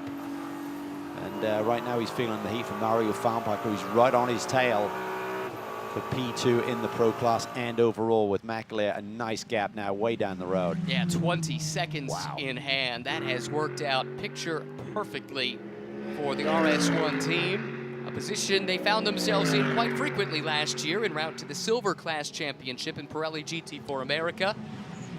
Yeah, that ramped up in a hurry, didn't it? Yes. And now they're feeling it. They can really start to load the tire. It's just going to get better and better. Track's going to start to come to them a little bit. Still got to be careful offline. Going to be on your toes. Look at that twitchy move there by Mario through turn 15. You can tell they've got confidence in part because they're using the painted curbs, and we didn't see anyone doing that in that first stint. That paint gets treacherously slick in wet conditions. got to feel pretty confident that it's going to be safe if you're going to run up on those curbs as much as these two are. Scotsman out front, Italian in second, being pressured by the German.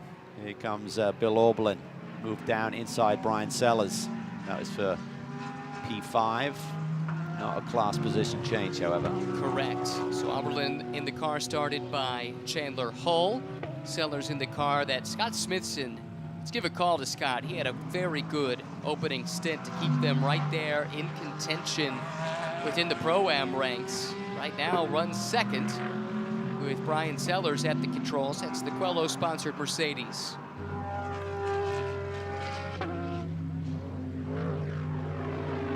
Now, the Halen Luck car was very much in this mix prior to the pit stop, but they've dropped off quite a little bit. Not sure what caused that, but Jan's about 12 seconds behind where Sellers is running at the moment.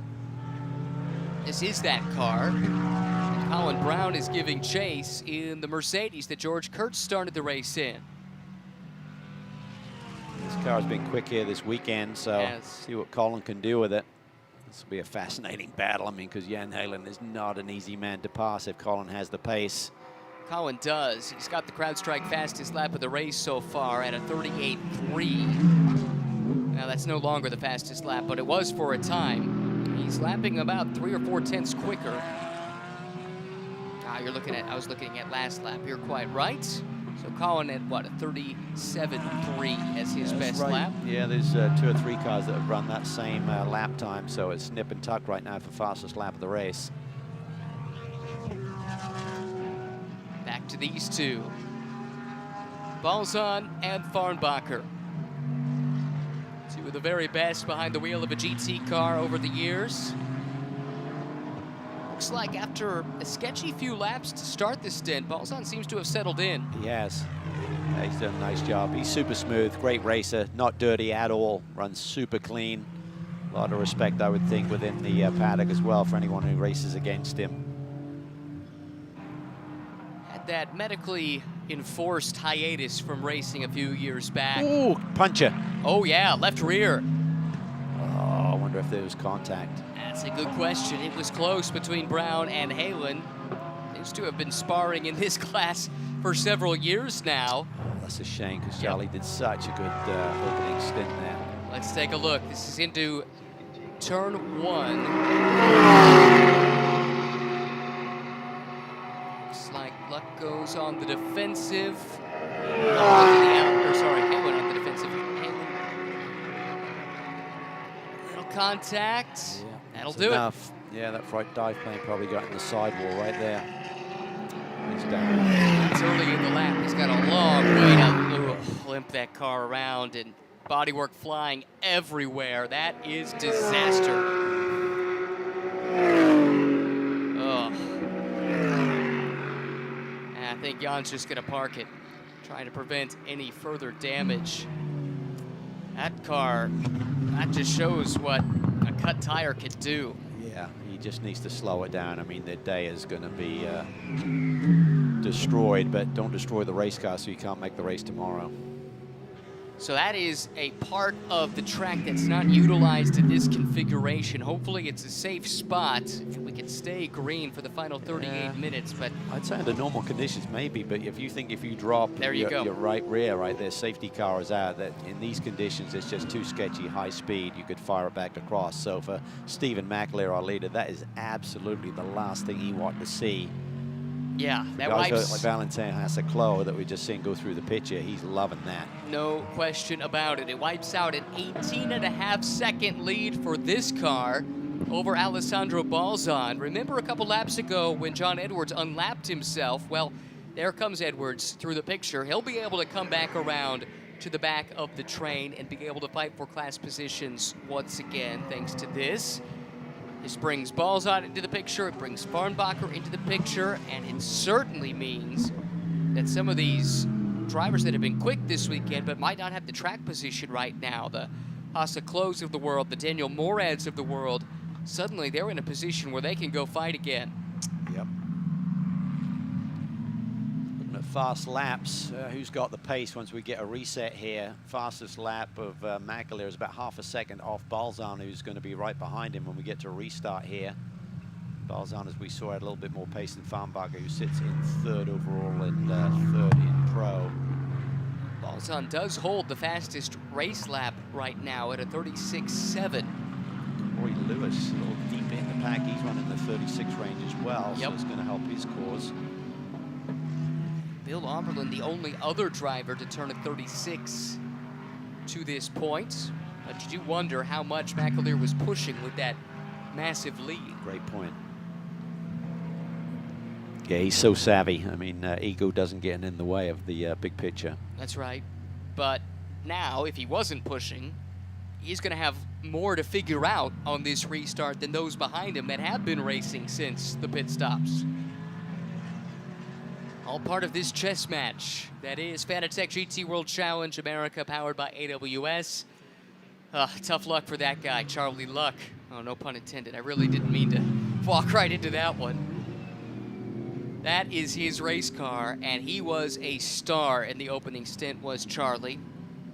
Yeah, tremendous performance, just particularly at the end. He really came on strong, didn't he? Got that car in great track position. This is the punctured tire doing what punctured tires can do if you don't abate the speed enough. Yeah, Jan was hustling the car pretty bad. It's, as you say, it's a long way back to pit lane. Ugh. Essentially a good 2 miles away from the pit entry when that incident occurred. It's been a busy day for this tow truck, not hauling cars, but it probably has done about as many laps as anyone. If you're joining us late, well, we got started late because we had a bunch of rain at the very beginning. In fact, before this race even went green, and that caused a lengthy delay due to puddling around the track, and they were using every available safety vehicle to go and displace some of the standing water. Great job by the SRO staff and the crew here at NOLA Motorsports Park to put this track in condition where we could go racing here today. And we've had a good show. Started off in very damp conditions. The rain had ceased by the time the green flag came out. However, now we're looking at cars out there on slicks. The dry line is expanding. With this safety car here, the first of the race, everyone's bunched back up all together again. We should have right around 30 minutes to go when we go green. Let's check in with Amanda down in the pits.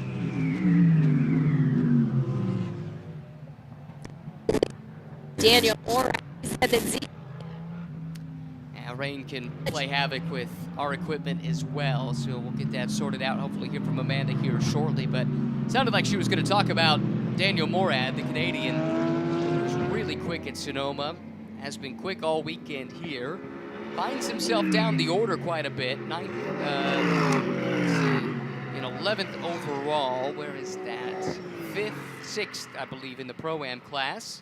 Correct.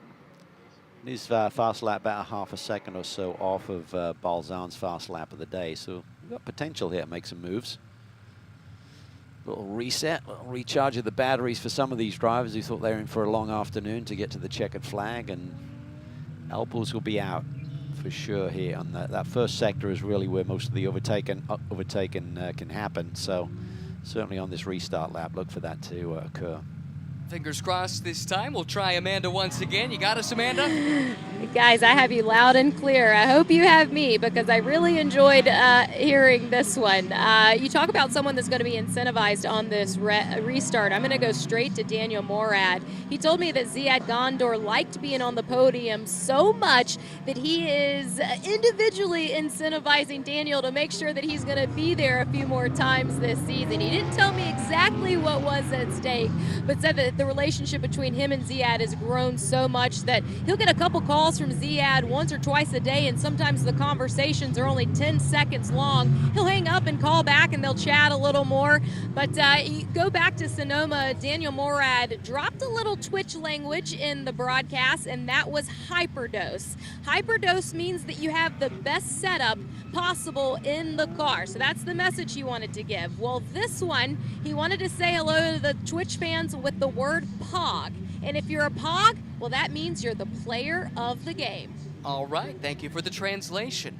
I have to admit, I'm not up on the lingo, but Daniel, very active on social media and on Twitch, an avid streamer, does a lot of esports for Mercedes. That's one of his duties with Mercedes, in addition to what he does in the real car. He's built up a huge following, so shout out to the whole Muradness crew that have been cheering Daniel on.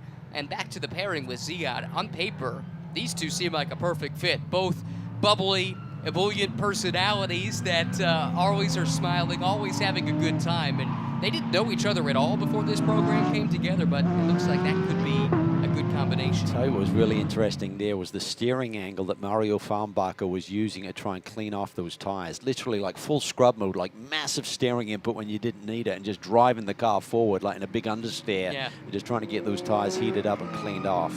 It's going to be important on this restart, that's for sure. 30 minutes or just over 30 minutes to go.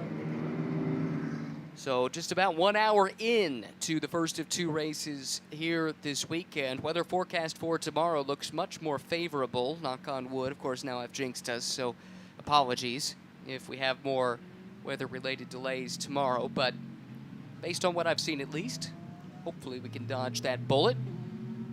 This is the car with Mario Farnbacher driving, and it looked like he was going to have a chance to go after Balzan right out of the pits when the tire temps weren't quite there. Yep.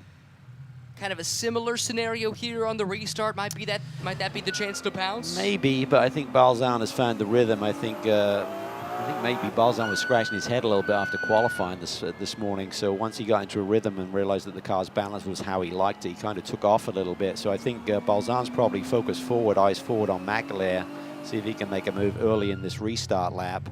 But you never know. Mario Farnbacher may see the opportunity to make a brave move and try and get that track position and hang on. But in terms of pace, I think Balzan has it right now. A couple others to keep an eye on. I suspect Bill Oberlin will want to get around Elliott Skier as quickly as possible. That would bring him into the pro class fight.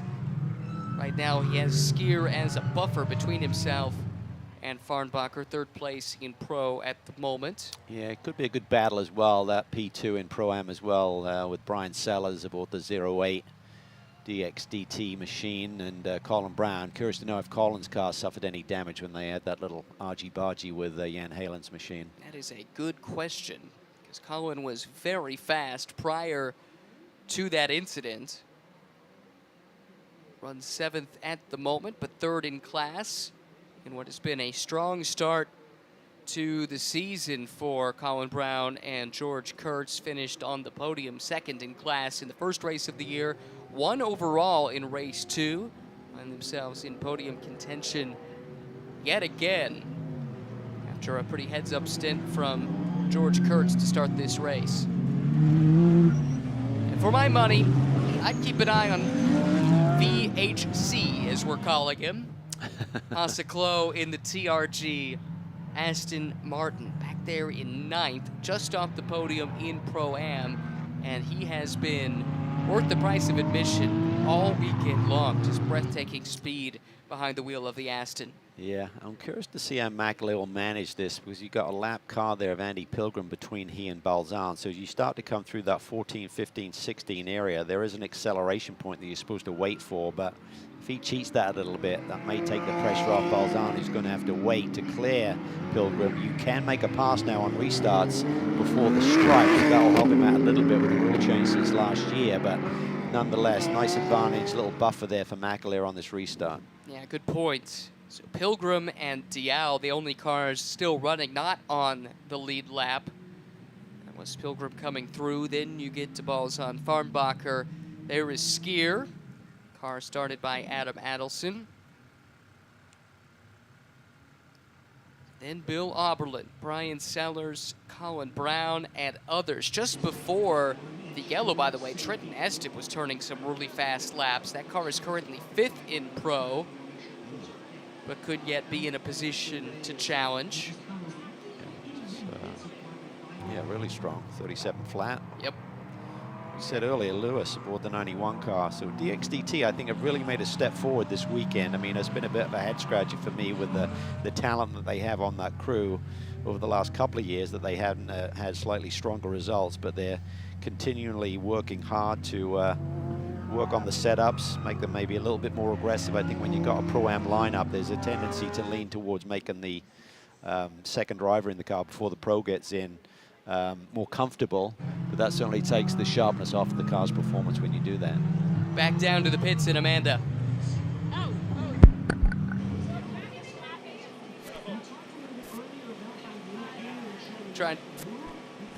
Well, we'll get in with Amanda here shortly. Looked like she was trying to line up an interview with Ashton Harrison. Hey, it's wet out there. Microphone might be slippery. We understand it might have gone for a tumble. It happens. Let's try it again. Hey, Amanda. It's been one of those days, and it's still going. So we are going to see a checkered flag before the end of this day is over, and hopefully it might be Mario Fahnbacher seeing that checkered flag. I know you were just embarrassed that you were seen eating on camera, but you got to get that fuel into you. But talk about the stint that you had at hand and about the restart and what we could see out of Mario. Yeah, well, definitely the race was tricky from the start. You know, we had such a delay. I was joking with my team. I was like, a quesadilla would be really nice. They had me one when I got out the car. So shout out to Steve, our cook. But yeah, the track was changing every single lap. And so I really was overly cautious in the beginning. But I also feel like that sometimes being too aggressive in those scenarios could do the opposite effect. So yeah, I'm happy with where we're at. I mean, I hate it's a full course yellow, but we're not in it, and I'm glad we packed back up, and Mario has time to attack, so I'm looking forward to it. I mean, I always can rely on Mario. He's going to make it fun and interesting, and I get to sit here and watch. So how was the tortilla? I think everyone wants to know. It was good. Yeah, it was really good. I mean, considering we're, like, definitely in the dinner time, it hit the spot.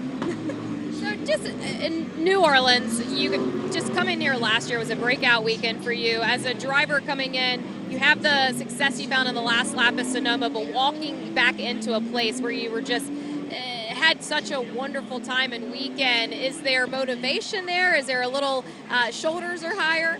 Yeah, I definitely think that we came in with some confidence, and you know, we were really good in practice. We did really well in qualifying. I was happy with my P3 in qualifying this morning, so you know, we want to have those high standards, and we want to be proud from our performance at Sonoma, but for me as a driver, every weekend is new. I don't come in expecting to be at the very top.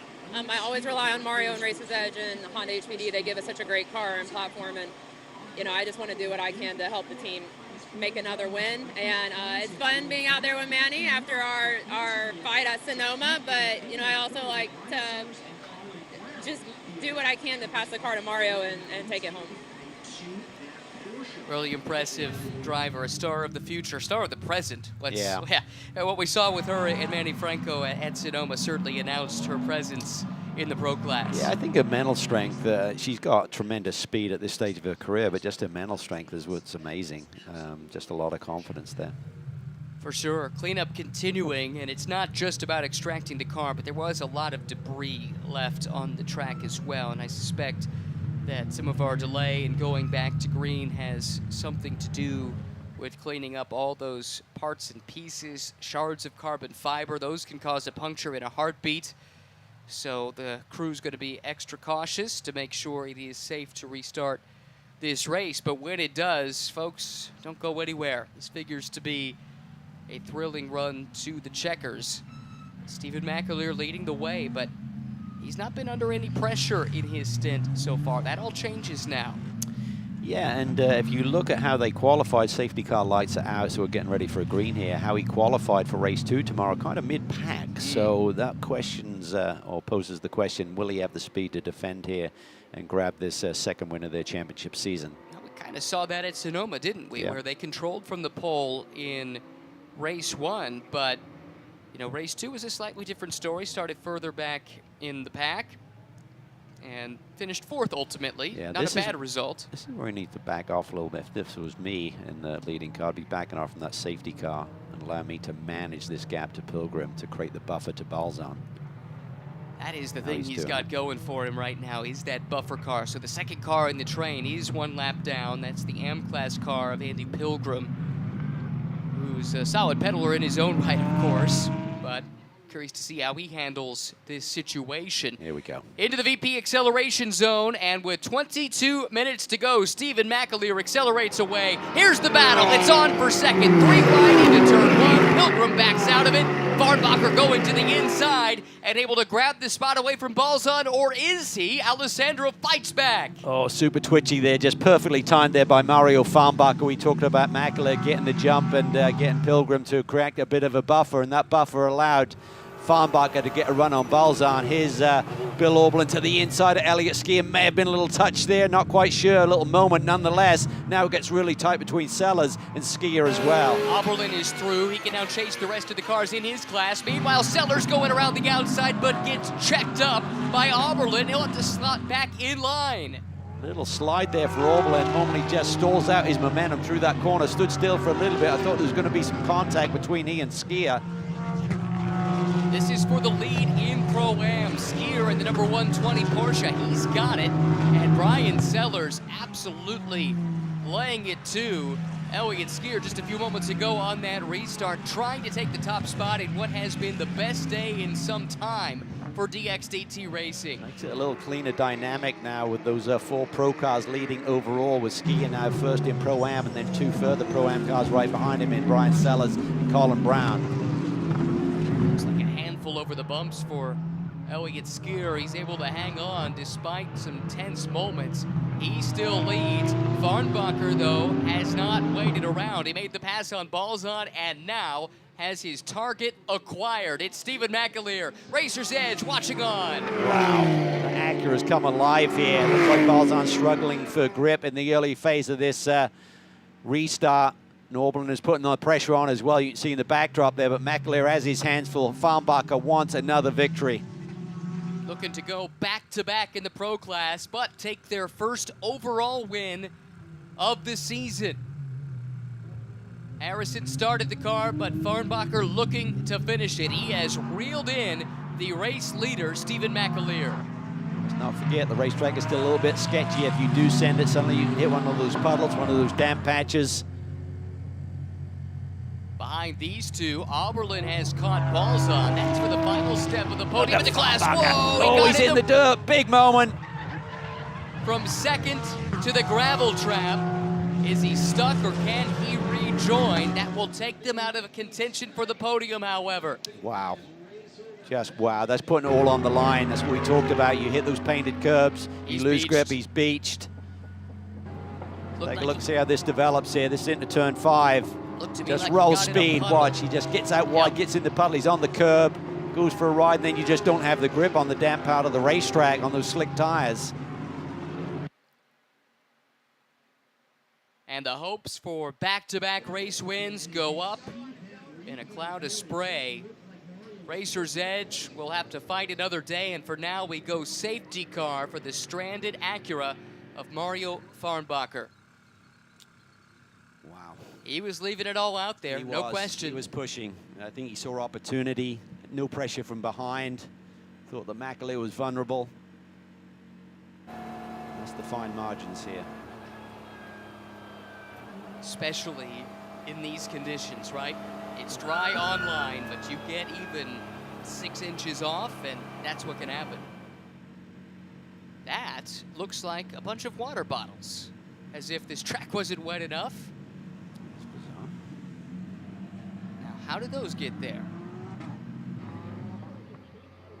That will need to be attended to. If a safety vehicle pulled out to go tow him, and there was like a container of water bottles on the back of it or something that just suddenly went for a ride. You could put that on the bingo card. Haven't seen that one before. All right, what does this do for McAleer? He has a new sparring mate. I think it helps because Balzan seemed to struggle to get that Ferrari up to speed. Maybe just didn't prep the tires well enough. Maybe had some pickup there and struggled for grip. So he'll have learned from that, however, so he'll try a different approach on this one. Before we went back to green, we thought that Balzan was the fastest man in terms of having the pace to go grab the win, but then Farnbacher caught him, not napping, I would say. I just think the Pilgrim car was a little bit of a blocker there. And Farnbacher read it beautifully. Yeah. All respect to Andy. He was trying 100%. to get back up on the wheel and get out of the way, but it was just enough of a delay for Balzan for Mario to get the big run. Interesting. Valentin Hasse-Klo, as anticipated, made some ground on that restart. He's now third in Pro-Am.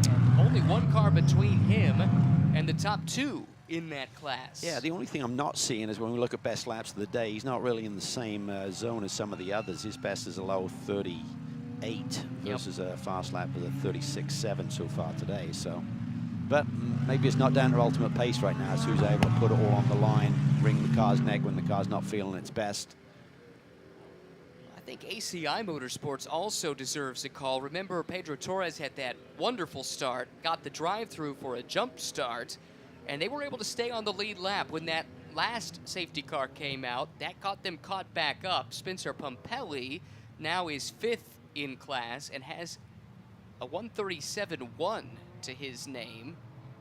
John Edwards right behind him, about the same. So those are two really quick cars that are mired a little bit deeper in traffic. Corey Lewis behind them started 36.9. So yeah, we could see some hard chargers here before this is all said and done. Question is, how long is the cleanup? And we'll have at least one more lap behind the safety car, so we'll take the chance to go back down to Amanda. Manny, the guys were just talking in the booth about, is it going to be pace that wins this race, or is it going to just be going all for it? I'm sure that you know that Alessandro can do that, but in your opinion, does the Ferrari have it to get it done? I mean, in my opinion, I think that so long as there's some good defense and turn one is probably going to be a place where it's all going to happen. I think that Alessandro can do it. I have faith in him, so yeah. Can you just talk about the evolution of this race from when you first started and what the stint was like for yourself? With the rain tires, they felt good at first, and the pace was decent. And then as soon as the water started going away, you couldn't find water anywhere on track. Tires warmed up, and a lot of understeer for me, and the pace pretty much fell away. Thank you, Manny. Of course, thank you. That was still a lot of learning there for Manny Franco, who is very new to this GT3 racing game. Thought he did a pretty good job managing all the variables in that first stint, and finds himself in a position to be on the podium yet again. He's been on the podium in the majority of his GT3 starts. There haven't been that many. Super impressive. Just love his just his demeanor. You know, he just seems so poised and taking it all in his stride. And the team, from Eric Bachelot, the team owner, to his teammate, just rave about what sort of skill set he has this early in his career. It's going to be fun to watch his progress over the years. And as is the case with so many of these Pro-Am lineups, a real pro's pro to learn from in Alessandro Balzan, who has heaps of experience. He's in that car now, and he can impart all of those hard-earned lessons, boil them down to a nice digestible size, and impart them upon his young student. What does Bill Aublin got up his sleeve? Yep. They got some good track position, can see the leader. A couple of cars in front. Seeing the leader for Bill Auberlin, that's like hanging the red meat out in front of a hungry wolf, isn't it? It really is. 54 years old, but he still has the passion and the ability to get the job done. So much of that success has come with the Rondell emblem in front of him with the BMW Association over the years, but I think he's close to 600 races now with BMW, just crazy. Lights are off, so we are closing in on the restart. Amanda did check on the Riley Motorsports Mercedes, and Colin Brown has reported the car is all right. Remember, they did have that contact with Jan Halen that led to the cut tire that brought out the first safety car, so that's good to hear. He's still got a weapon to fight with. A little bit further down, though, he dropped to 13th on that restart overall. But our focus now is at the front of this field. McAleer aced the restart the last time. We'll see what he can do on his second test. He's into the VP acceleration zone, and he is on it early.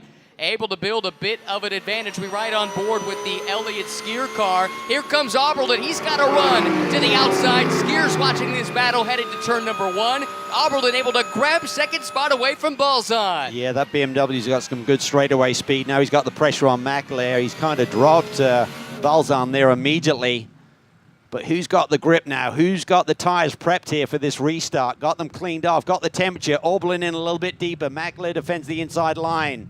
Oh, this is going to be good. Bill Oberlin smells blood in the water. He knows he's got a good race car under him to go and attack McAleer, who has not been under pressure much in his stint. Sellers there trying to put the pressure on Skier. He'd love to get that Pro-Am victory for he and Smithson, who started this race from the Pro-Am pole. On board with Skier. Still puddles around this track. You saw the splash up onto the windshield, had a little catch of opposite lock. Keeping that car nice and balanced underneath him. 11 minutes to go. Oberlin just needs to try and get ever closer to that Porsche so that when we get to that front straightaway, maybe he can get in the draft and make a move.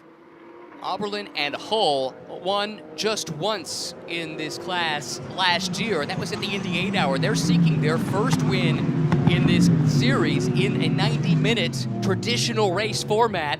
It looks like, though, if he's going to get it done, he needs to get back in a rhythm because McAleer suddenly is pulled away, and Balzan appears to be the man with the racehorse underneath. Yeah, well, nothing he could do to defend with that little straight line speed advantage that Bill had going down into turn 1 on that restart, but I think he's prepped the car a little bit better for this last phase of this race. He's got some pace there, but he looks a little bit vulnerable there as Ski is starting to put the pressure on as well, not for class position. McAleer 37.7, Oberlin 38.2, Balzan 38.8, but that doesn't tell the whole story.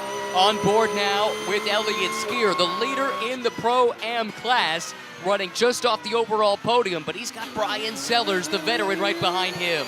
Yeah, Sellers is going to be looking for a way through.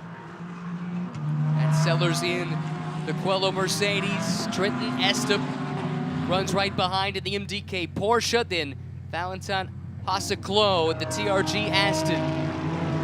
Sellers' 2023 season has had a lot of success. Couple of wins here in North America already. Leads another championship, so he's on a high right now. Big momentum coming into this weekend. Oberlin back in the rhythm, it looks like. McAleer built a bit of a cushion. It was nearly a second at the line. It looks much closer than that now. It really is. It's really a concertina effect here. It looked like Oberlin was in trouble. Balzan was putting the pressure on. Now he's run away from him here a little bit, but McAleer just using every ounce of experience. What a last 2 or 3 seasons Stephen McAleer has had. He is really on top of his game right now. Everything he's touched, from prototypes to GT3 to GT4, it seems like he's won, and won regularly, often en route to championships, making that jump from Pirelli GT4 America last year, where he won the title with this team, with this same co-driver, and they have not skipped a beat in the jump to GT3. Oberlin, he's getting close to McAleer up in front here. We're on board with Alessandro Balzan, who runs in P3 right now. Oberlin really close. Is he willing to send it here into turn 3? Is he close enough to make that move? Looks to the inside, McAleer defends. Oberlin goes high. Can he do the cutback here as they come off the corner? I think McAleer will be savvy to it. He's still got good grip in those tires. Racetrack is getting better and better. So much experience at the front end of this field right now. Less than 9 minutes to go in what was a heavily delayed race due to rain and standing water around the track. But since we got going, we've been treated to a pretty darn good contest, all things considered. And McAleer and Oberlin right now at the very front of this thing, and Oberlin is as close as he's been. Tough to make a move through these S's, but it's just keeping it tight, keep it ever tighter, so when he gets on that front straightaway, will he be in position? Bingo, turn 16, that's what this is all about. If he can stay close, it looks like the straight line speed from that M4 might be good enough to draw alongside McAleer, but this is where it's going to be crucial. This is 15, leads, or not yet, I'm sorry, we're almost there. There's 14 into 15 right now, then the final corner coming up. But McAleer again has gapped him critically. He is good through this part of the track, consistently builds a gap, and then by the time Oberlin gets close, it's too late. Not really in a position to make a pass. He's so smart, Stephen. He just knows where the vulnerability is on a racetrack and makes sure he executes right there. But that BMW comes back big time, really closes that gap. I think if Oberlin could maybe be a car length or two closer coming through the final corner, there's an opportunity for him. That's what it's all about, managing that final turn onto the drag strip of a front straightaway. There you see on the right of the screen, battle for first, and there are 3 cars heavily engaged at this point. McAleer, Oberlin, Balzan, Porsche, BMW, Ferrari. What's not to like? Yeah, this is great stuff. Oberlin really tried to push it there through turn through, tried a different line there, but I think the end result was he lost a little bit of ground to our leader. And that brings Balzan ever closer. You talk about his style, Calvin. He is a very calculating driver, Alessandro Balzan. He's not going to risk this race car.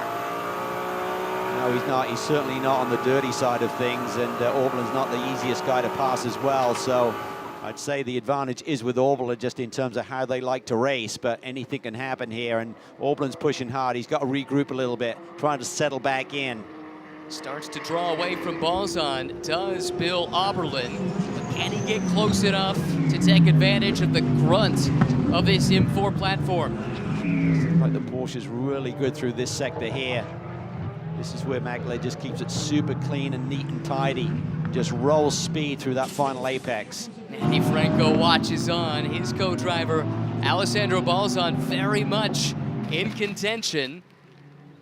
But it's going to be tough to make the pass with a straight line deficit. That appears to be the position he finds himself in. Yeah, it's going to be tough. Ski has done a nice job keeping Brian Sellers at bay there.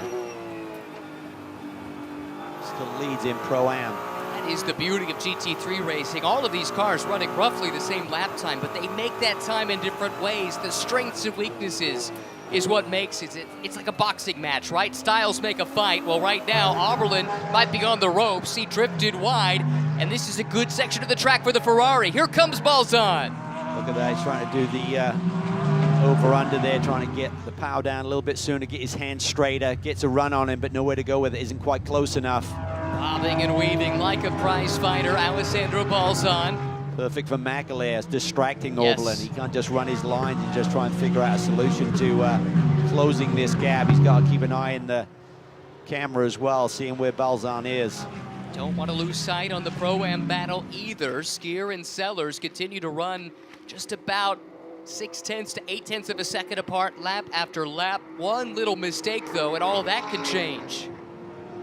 That's right at the back of this train. Top 3, all the Pro Class cars. 4th and 5th overall belong to the top 2 in Pro-Am. Ciclo running well. They've got a podium run here. He and Derek DeBoer here for TRG potentially. Oberlin a little bit wide. Balzan looking to just squeeze on the power, but then that BMW is going to escape his attention, I feel. Yeah, we've seen it time and time again. When they get pointed straight down this front straightaway, the BMW powers away from the Ferrari, draws closer to the Porsche, but consistently McAleer has done just enough out of 16 not to come under pressure. Yeah, and I don't think there's no surprise that Bill can throw at him right now as long as McAleer continues to execute through that final sector. 4 minutes to go. Oberlin closes the gap down once again. He's to the bumper of the Porsche. This is where he seems to lose here. Through the exit of turn 3, you see McAleer just gaps him by a solid car length, and that puts all the pressure back on him from behind with Balzan. Now Sandro just is waiting for Bill to get checked up. That might give him his chance to pounce in this twisty part of the track that seems to play to the advantage of the 296 Ferrari. It really does. These drivers are really pushing the edge a little bit closer towards those big puddles as well, so don't be surprised if someone gets caught out here as they're just pushing the margins ever and ever closer. Running lap times in the low 37s. The top 3 all within 0.2 of each other the last time by. Balzan actually the quickest of the 3. It's tight, it is nip and tuck right now. Oberlin would love to just have a little bit more speed through that last little sector that we're getting into right here. This is where he just loses that vital car length or 2 to McAleer before they get to the front straightaway. But if McAleer would have a little bobble, little mistake, that could close the gap enough. Here we go. He may be a little bit closer here. He may be a little bit closer. This could be the chance. Under 3 minutes to go. Oberlin as close to McAleer, and McAleer knows it. He goes defensive down the front straightaway. Oberlin in the BMW, sniffing to the left, sniffing to the right. He'll dodge to the inside, into the braking zone. He's alongside, and he'll take the lead, but he can't get it wound down. McAleer crosses him back over, and here comes Balzan. Yeah, certainly total commitment there, but just in an acute angle, couldn't get it turned. Beautifully judged by McAleer to give him that opportunity and just wait before he turned in. Balzan pounces. Bill had to know that was the chance. That's as close as he had been. Gotta He go had for to go it. for it. May not have been there the next lap, had to send it. That's what it's all about. That's what has got him so many wins over the years. What implication will this have on the Pro-Am battle? This is holding up Elliott Skier a little bit as Oberlin dices with Balzan. Is that enough to bring Brian Sellers into the mix? Take another look at it. Had the run, was close to coming on the front straightaway, sends it in, bumpy part of the racetrack, not as clean as the racing line as well. Just don't have the grip. May have gotten into the ABS a little bit as well that takes the braking away and just washes out the front end. And look, let's give McAleer credit too, because he read that situation to perfection to be able to cut back to the inside and grab the lead back. And to answer my question, yes, Sellers is closer. That's the BMW, or the Mercedes rather, that is stalking the Pro-Am leader, Elliott Skier. He's right there. He's pushing. But Skier is up to the task right now. What a performance by he and his teammate once again. Should be the white flag this time by, waiting for confirmation, but RS1 leads Conquest, leads Bimmer World. That's 1, 2, 3 as the white flag flutters above NOLA Motorsports Park. Oberlin is regrouped here. Getting close, but the problem is I don't think the straight line speed advantage will be enough to get it by the stripe, even if he exits that last corner with speed. McAleer survived a flurry of attempts. This is where the BMW struggles there. I'm not sure if it's just he can't get the power down or if he's just got understeer in the front end, just can't carve the corner as effectively. Don't see the car squirming around, so I think it's just understeer in that sector. Balzan is there. This is the closest that he's been to the lead of this race, showing some of the pace. McAleer is in the damp. He is in the damp. Closing in. Balzan now within a car length of the leader. Final lap at NOLA Motorsports Park. Just a few more corners to go. Now through the S's. He's got to hit his marks. He's going to take a big lunge down the inside for turn 13 for Balzan to get the job done, but McAleer is controlling this beautifully. How much does Balzan want it? We talk about him being a super clean driver. He's going to have to send it right here. I don't think he's close enough. McAleer still in firm control. Oberlin closing in. He'll be trying to time up that run to try and get second back from Balzan into turn 15. Just one more quarter to go. Stephen McAleer absorbed the body blows and delivered the knockout. Here he comes, the Scotsman to the start-finish line. RS1, Stephen McAleer, and Eric Vilgaris win race 1 at NOLA Motorsports Park. Elliott Skier leads Brian Sellers home in the Pro-Am class with Valentin Hasse-Klo for TRG completing the podium. Oh, and a bad final lap, it looks like, for Adam Carroll. He dropped a couple of spots down the order.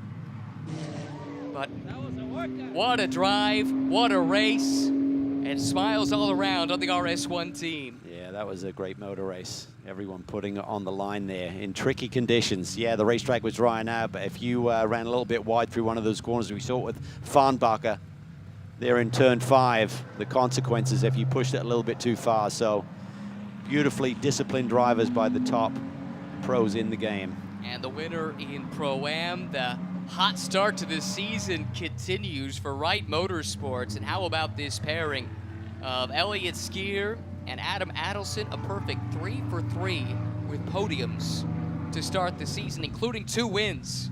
That is announcing your presence. Yeah, great run. Great run. It's fun. It's fun to see these new faces and names coming into this championship and having success so early. And the grid will be upside down from the results. You got McAleer mid-pack, Balzan at the back of the pack to start the race tomorrow. So that just shows how competitive this championship is. Plus totally different conditions, it looks like tomorrow. We're expecting sunshine throughout the day. There's your CrowdStrike fastest lap to John Edwards, a 1:36.627. And John did rally very nicely. Those yellows fell right into ST Racing's hands. John was able to show the pace in the racecraft to get up to 4th in the Pro-Am class, just off the podium. That's after taking over that car quite a ways down the order, quite frankly. Yeah, John's done a really nice job. He knows the car well, of course, having run it last year.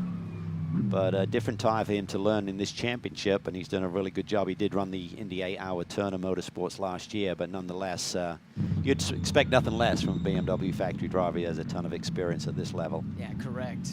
Great to have another driver of that caliber in the championship. There's your AM class winner, admittedly by default, but Andy Pilgrim and young Anthony Bartone continue to learn, continue to develop. We expect some AM class entries before the season is up, and this group will be battle tested by that time. They had to kind of set their own measuring stick on a given weekend without another car to judge themselves by, but certainly the pace we've seen from Anthony in GT America, the single driver sprint format races on these SRO America weekends, show that he has been learning at a rapid pace. Results from the first race of the weekend. Filgaris and McAleer doing what they did in race 1 at Sonoma 1 month back, picking up the overall victory ahead of Balzan and Franco. Don't think we're going to have any shortage of battles between that pair of teams over the course of the season based on the pace they've shown so far. Bill Oberlin gave a shot. I mean, that was the old college try and then some. Just couldn't quite get it woed down. No, he had to go for it because he didn't know if he's going to have that same opportunity on the final lap. So he sent it just dirty part of the racetrack and not as dry a line either compared to the normal racing line. So expected outcome, but McAleer really controlled it nicely. He gave himself enough room to respond to that move. Very savvy drive there. We look at the pro class results. A couple of drivers that have to be thinking what might have been. Certainly Mario Farnbacher, it looked like, had the pace to take the fight to McAleer, just got a little bit wide into the wet stuff, into the gravel trap, and that was race over for Racer's Edge after running second most of the race and challenging for the lead at the time of the incident. Yeah, also Colin Brown dropped down the order quite a ways. We saw that argy-bargy that he had with Jan Halen, where Jan Halen suffered the cut tire, but Colin ended up 13th overall and deep in the pack.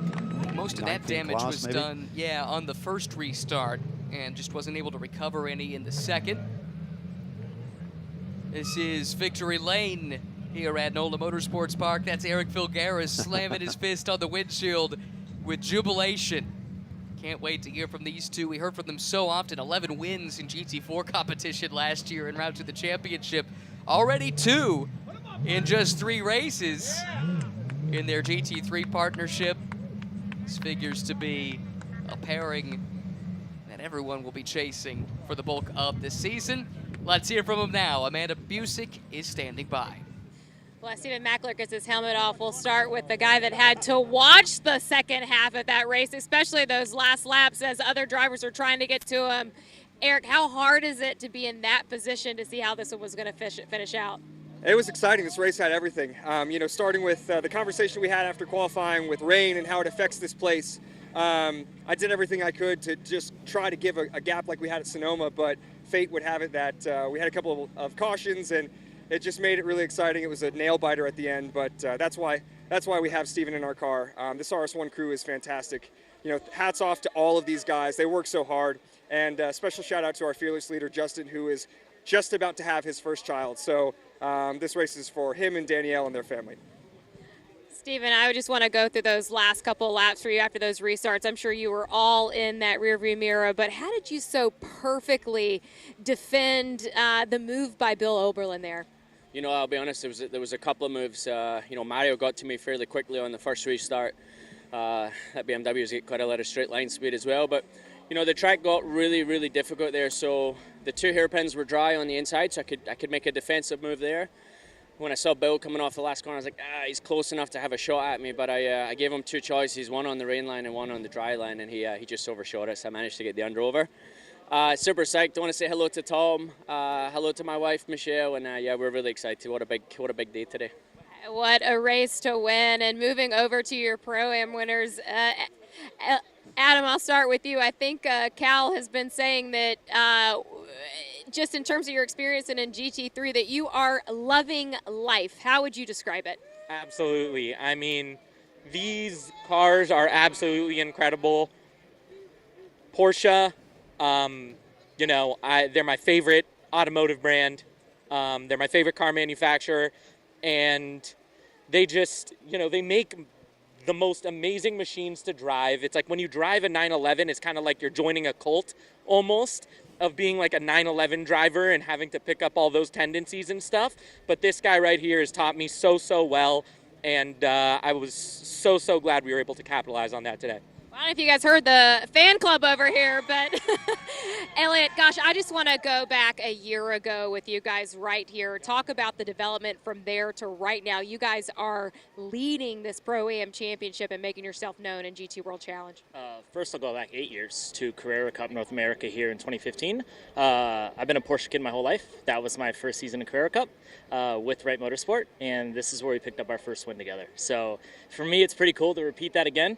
Not only to do it with John again 8 years later in our first season back together, but then to do it with best friend over here, who we've now been working, 2.5, 3 years together on all of this, to not just do it for myself, but to do it for myself with John Wright, with Adam as well. I could not ask for anything more. This has just been absolutely perfect. Ruben and the whole team gave us an incredible car. Pat and Justin did an incredible job on the strategy and figuring out what we were going to do on tires there and how we were going to play it all. He gave me a car up front in the GT3 racing. That's the biggest thing. So I've got my work cut out for me tomorrow to make it back up to him, but it's definitely going to be a fun day. But we're definitely going to enjoy today, very much so. Nice job, guys. I got to take interview lessons from this guy. Well, carrying on to the tradition of learning here as the season unfolds. Anthony, every race has a different lesson. What would you take from this one? That was my first time driving in the wet, so obviously see the checkered flag and do the best you can. I think it was very decent for my first time in the wet, so very happy with that. Car's back in one piece. That's all you could ask for. Andy, I know you guys were just chatting about the race at hand as well, and you think about having a rookie in all these new conditions. How can your experience lean to his development? Oh, I probably just talk his ear off when we're here, and he listens and he executes really well. The kid has a ton of natural talent. He's going to blow by me very soon, but I'll still be talking in his ear, and that's my job, to make him quick as he can possibly be. He's doing great. Well done to all our winners here today, guys. I think we've seen almost every season here in New Orleans. Yeah, it's been an interesting day, that's for sure. This is how the race started, with a very damp racetrack. It was RS1 at the front. That was the one trend that continued for the whole race. Everything else was way up in the air. Yeah, it really was. At sketchy conditions, we saw some moments there. Seth Lucas gets it a little bit wrong inside Chandler Hull, but recovers nicely. Ashton Harrison was just on a tear in the first phase of this race. Certainly was. Took her time getting up to speed. This came after contact. Jan Halen and Colin Brown getting together, cutting down that tire. That brought out the first full course yellow. This brought out the second. Mario Farnbacher tried to go for the lead. Ended up in the gravel. Putting it all on the line. They just ran a little bit wide, and as did Bill Aublin there, down at the inside, trying to make a move, using the power of that BMW, but Magler judged it perfectly. And this move allowed Balzan up into P2 at the same time. And that's how they would finish. McAleer, Balzan, Oberlin, the top three overall, and in the pro class behind them, Elliott Skier and Adam Adelson got the Pro-Am victory that they will celebrate tonight, but they got to do it again tomorrow. 2-race weekend for Fanatec GT World Challenge America, powered by AWS. Quick programming note for those wanting to see the Pirelli GT4 America race today. Due to time constraints, that race will not take place today. It will be made up at a later date at a future event this season. More details will be forthcoming, but that is the plan as it stands right now. They'll have a single race coming up tomorrow.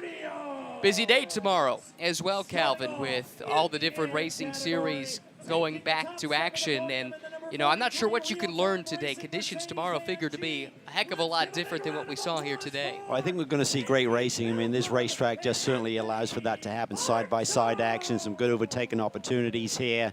I think tire degradation will be more of a fact. We teed it up for today, but it didn't really develop because of the wet start to this race. But tomorrow, that'll be a big factor in terms of who comes out on top, I feel. Podium celebration underway. DJ Clark on podium duties down there, welcoming up the AM class winners Bartone and Pilgrim. Now we move up to the Pro-Am class where TRG is on the podium. Big smile there from Derek DeBoer. Does have a handful of GT3 starts under his belt before this season, but they've been back quite a while in his racing resume. He's been a stalwart in GT4 America competition over the years, finished 7th and 6th at Sonoma. This will be sweet nectar for him to get up on the podium in Fanatec GT. Yeah, really cool. Great result for that whole group. Scott Smithson did an awesome job this weekend, claiming the Pro-Am pole. He and his team ultimately finished in second, but a strong run for DXDT. They seem to have found their form again. It matches a career best for Scott Smithson. They finished second in the Pro-Am class at Road America last year. Also finished second in the Indy 8-hour, but that was as part of an AM class lineup. So for the second time, Smithson and Sellers finish second in the Pro-Am class. And there are the winners for the second time already this year. Skier and Adelson, two best friends off the track that just happened to be a dynamic duo on the track. Yeah, very cool. They're just having so much fun. Look at the smiles. Coming out on top once again in a very, very competitive field. Had a great chat with Elliott earlier in the weekend, and he said, I cannot believe how lucky I am to fall into this position, to be with such a good team, to be racing with my best friend, to be racing with an AM driver who has the pace. This is a duo that looks to be going places. Yeah, it's fun. As I said, it's fun to see at the start to any new season with new faces, how they're going to develop. But I think how quickly they're developing. Guys like Manny Franco, just amazing what he's been able to do so early in his career. And they're going to have a ton of success together. But 2 wins out of 3, that's a strong start for that 120 machine. Now, what's fun about this is just about everyone, especially on the AM side of the equation, up on this podium, hasn't been in this position too much. Usually the Saturday celebration is a bit subdued, but you could tell that one had a bit more vigor to it. Yeah, it did. It did. Quick turnaround. Teams will tweak on the cars for tomorrow, take their learnings from today, try and make their cars a little bit better. Track position can be a bit of a key in GT3 races, but as we saw today, things can go upside down, and results can be turned on their head in a heartbeat. We saw that with Jan Halen. We saw it with Mario Farnbacher. Just a lot of top teams finishing towards the bottom end of the order today. Big surprises. And critically tomorrow, it's the pros that start. It's the AMs that finish in the Pro-Am cars. And that led to some fireworks in our race 2 of the weekend at Sonoma, where maybe some cars were kind of out of position relative to the pace of the AMs, at least on that weekend, and you had some comers and goers in that second stint. Well, I think typically you see a bigger delta in performance between the AM drivers than the pros. So the pros will go out there, do their thing, they'll be very consistent and run their laps. But then at the end of the race, you can see someone who's got a significant advantage. That closes up those gaps and certainly makes it interesting, particularly if you see any sort of reset with a full course yellow and kind of putting everyone back together again. And that is one of the appeals of this series. Again, going back to that conversation with Elliott Skier, he very much is trying to strategize the development for Adam Adelson, getting him the kind of experience he needs to be able to go the places he wants to go with his career. And Elliott said, one of the things we really like about this championship is you start one race, you finish one race. You find yourself in different situations, so you can learn from those experiences across the 2 days. Yeah, it's forced upon you by the regulations, whereas other championships, it's like, okay, do we want to run the risk of a result by letting someone finish for the first time? Maybe it'll compromise our result. That's not the case here. Everyone's in the same set of regulations. There's Oblin, he's pumped, but he wanted that win. He did. He left it all out there, and I think he knows that, right? Yeah, it was a good race. It was.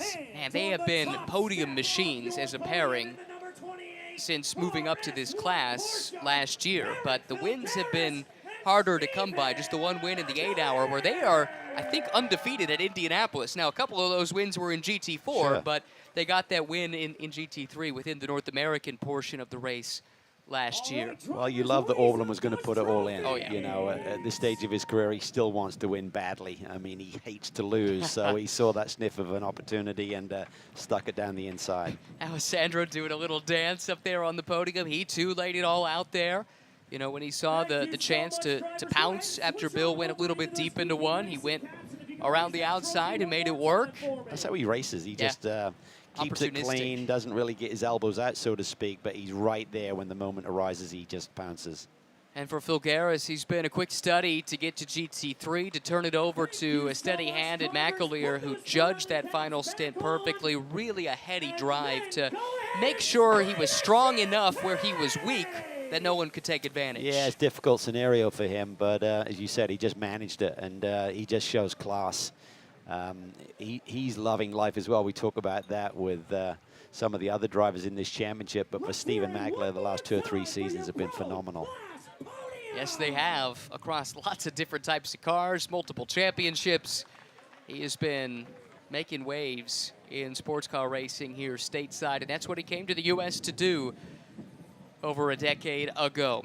So that concludes our coverage from NOLA Motorsports Park for Saturday, but a full slate of racing still coming your way tomorrow. Check out the GT World YouTube channel for all those start times, and we hope to join us for all of those races. For Amanda, Cal, and our entire hard-working crew, my name is Ryan Marine. Thanks for joining us.